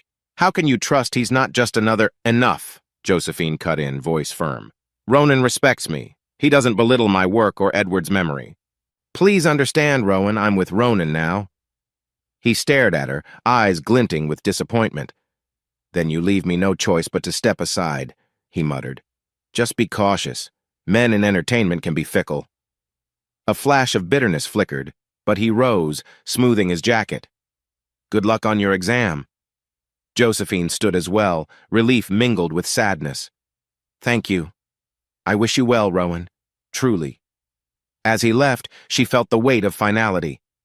Rowan's last attempt had fizzled out. Now, her path with Ronan felt clearer, if still strewn with challenges.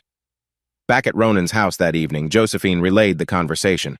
He listened, heart pounding, half expecting a blow-up. But Josephine merely said, "I ended it once and for all. Rowan respects my decision even if he hates it." Ronan let out a breath, pulling her into a warm hug. "Then we're one step closer to peace." She closed her eyes, clinging to him. "Yes. Now let's handle the rest of these storms together." A few days after Josephine's decisive talk with Rowan, Hazel and June were huddled in the den, whispering over a notebook. Ronan, passing by, arched an eyebrow. "What are you two plotting?" June glanced up with a conspiratorial grin. "Nothing suspicious, Mr. Lane. Just a small surprise." Hazel giggled. "You'll see, Dad. We have big plans." Ronan shrugged, heading to the kitchen for coffee. He'd noticed June spending more time at the house even when Josephine was at the hospital studying. She and Hazel formed a tight bond, united by age, humor, and a shared desire for their parents' happiness. Unbeknownst to Ronan, the girls were orchestrating a secret mission, helping him plan a surprise engagement. Hazel had guessed for weeks that her father wanted to propose. She'd caught him researching ring designs online. June, equally certain her mom was ready to say yes, pitched in with ideas on location, timing, and music. Naturally, music. That same afternoon, Celeste unexpectedly arrived at the door. Hazel, answering the knock, stiffened at the sight of her mother's anxious face. "Mom," she said, voice guarded. Celeste cast a glance past Hazel's shoulder as if searching for Ronan. "Hazel, I need to talk to Josephine." "Is she here?" Hazel's brow furrowed. "She's at the hospital." "Why do you want to see her?" Celeste inhaled, clutching her purse strap. "I know I messed up, but I just can't shake this feeling Ronan's slipping away for good. If Josephine truly loves him, maybe she'll back off. Let me fix what I broke." Hazel's frustration flared. "You're not serious, are you? Dad has moved on. Why can't you accept it?" Before Celeste could retort, footsteps approached Ronan, sensing tension, stepped into the foyer. He glared at Celeste. "What do you want now?" Celeste's eyes flashed with desperation. "I want to talk to Josephine, to ask her to step aside. Let me fix things." Ronan let out a bitter laugh. "Fix what? You made your choice, Celeste. We're done." "Don't drag Josephine into your regret."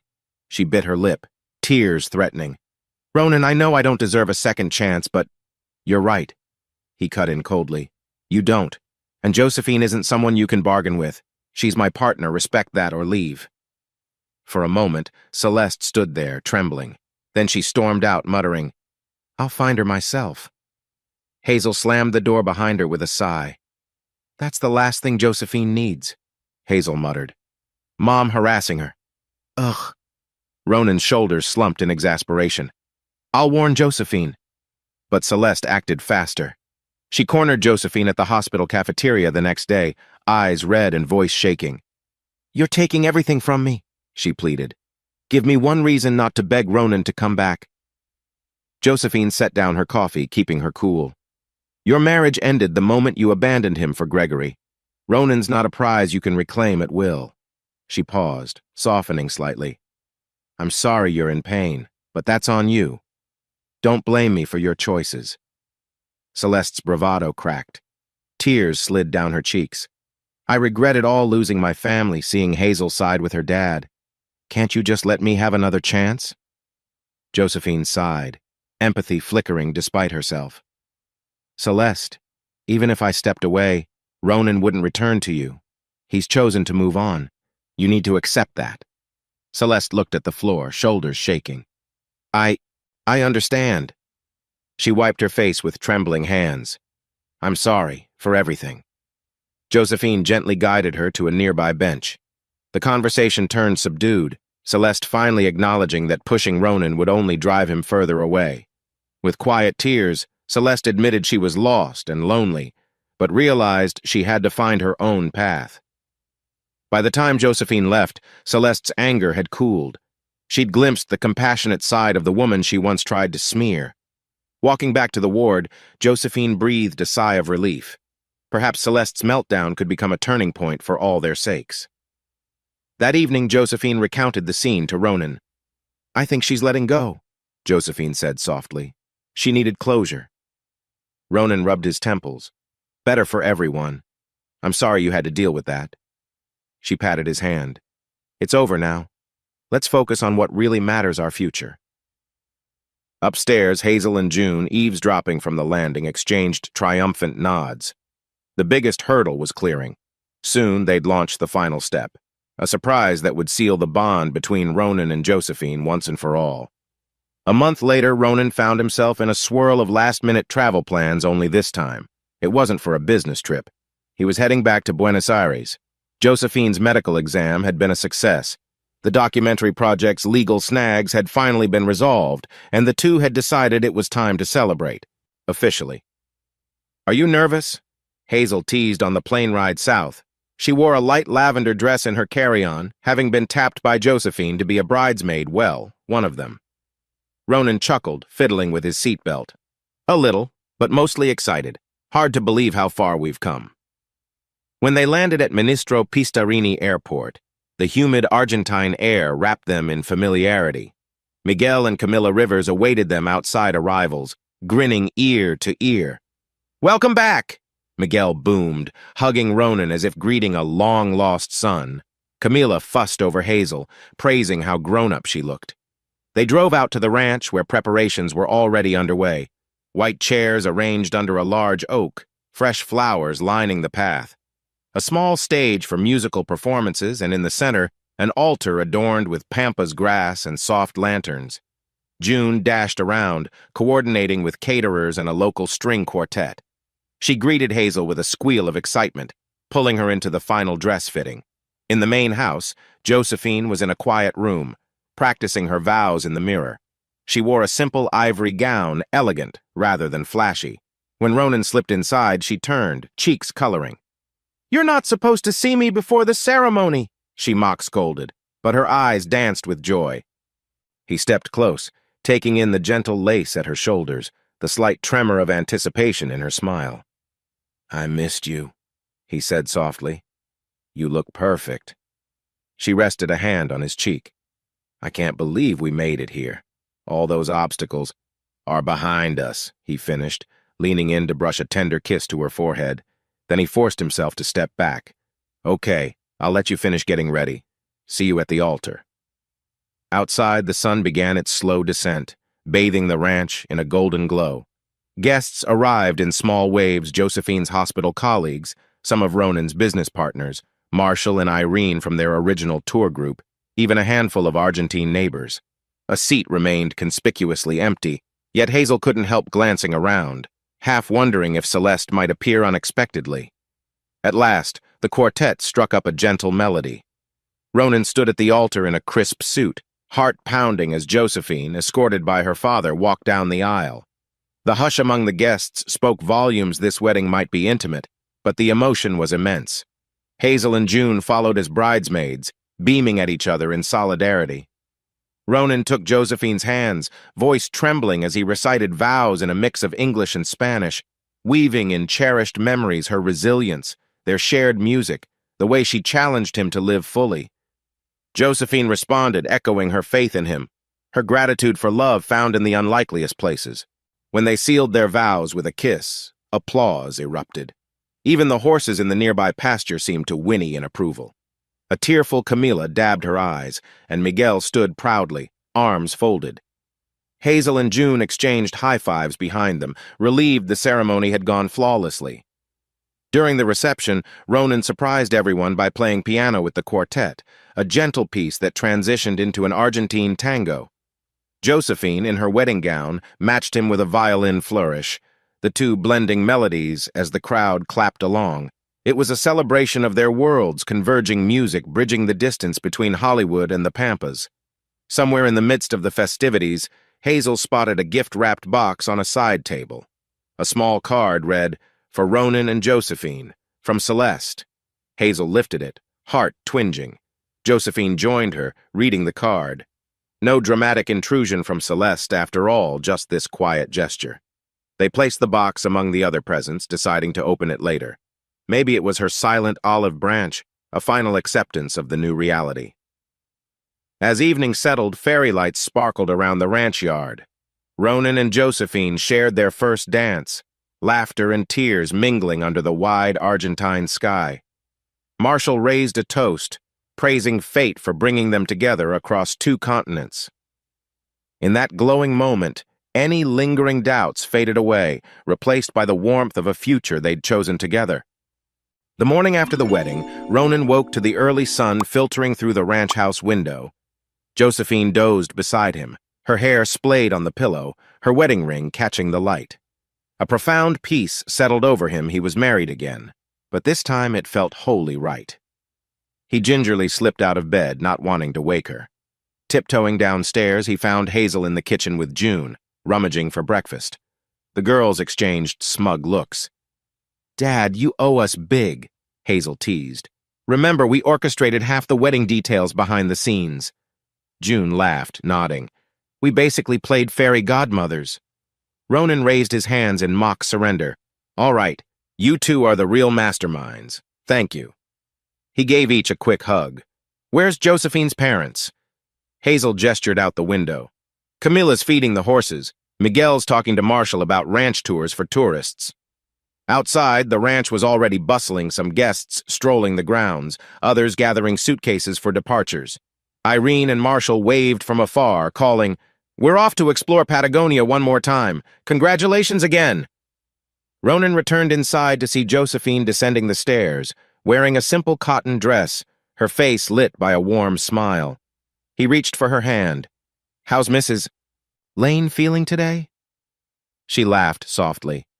"Technically, I might keep my surname for work, but feeling pretty wonderful." Her eyes shone. "So what's on our newlywed agenda?" They retreated to the living room where the wedding gifts were arranged. Among them, Celeste's box sat ribbon intact. Josephine eyed it uncertainly. "Should we open it now?" Ronan exhaled, then unwrapped it carefully.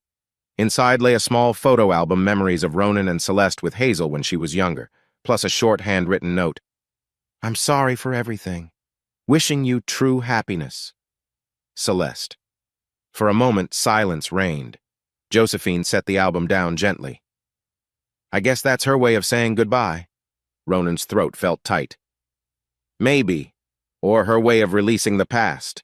He closed the album, a mix of gratitude and relief stirring within him. "It's time we all move forward." Later that day, Miguel and Camila gathered everyone for a simple farewell lunch under the shade of the oak tree. Amid laughter and toasts, Josephine turned to Ronan. "So, do we head back to LA soon? Or do we stay here and run the ranch for a bit?" She grinned playfully.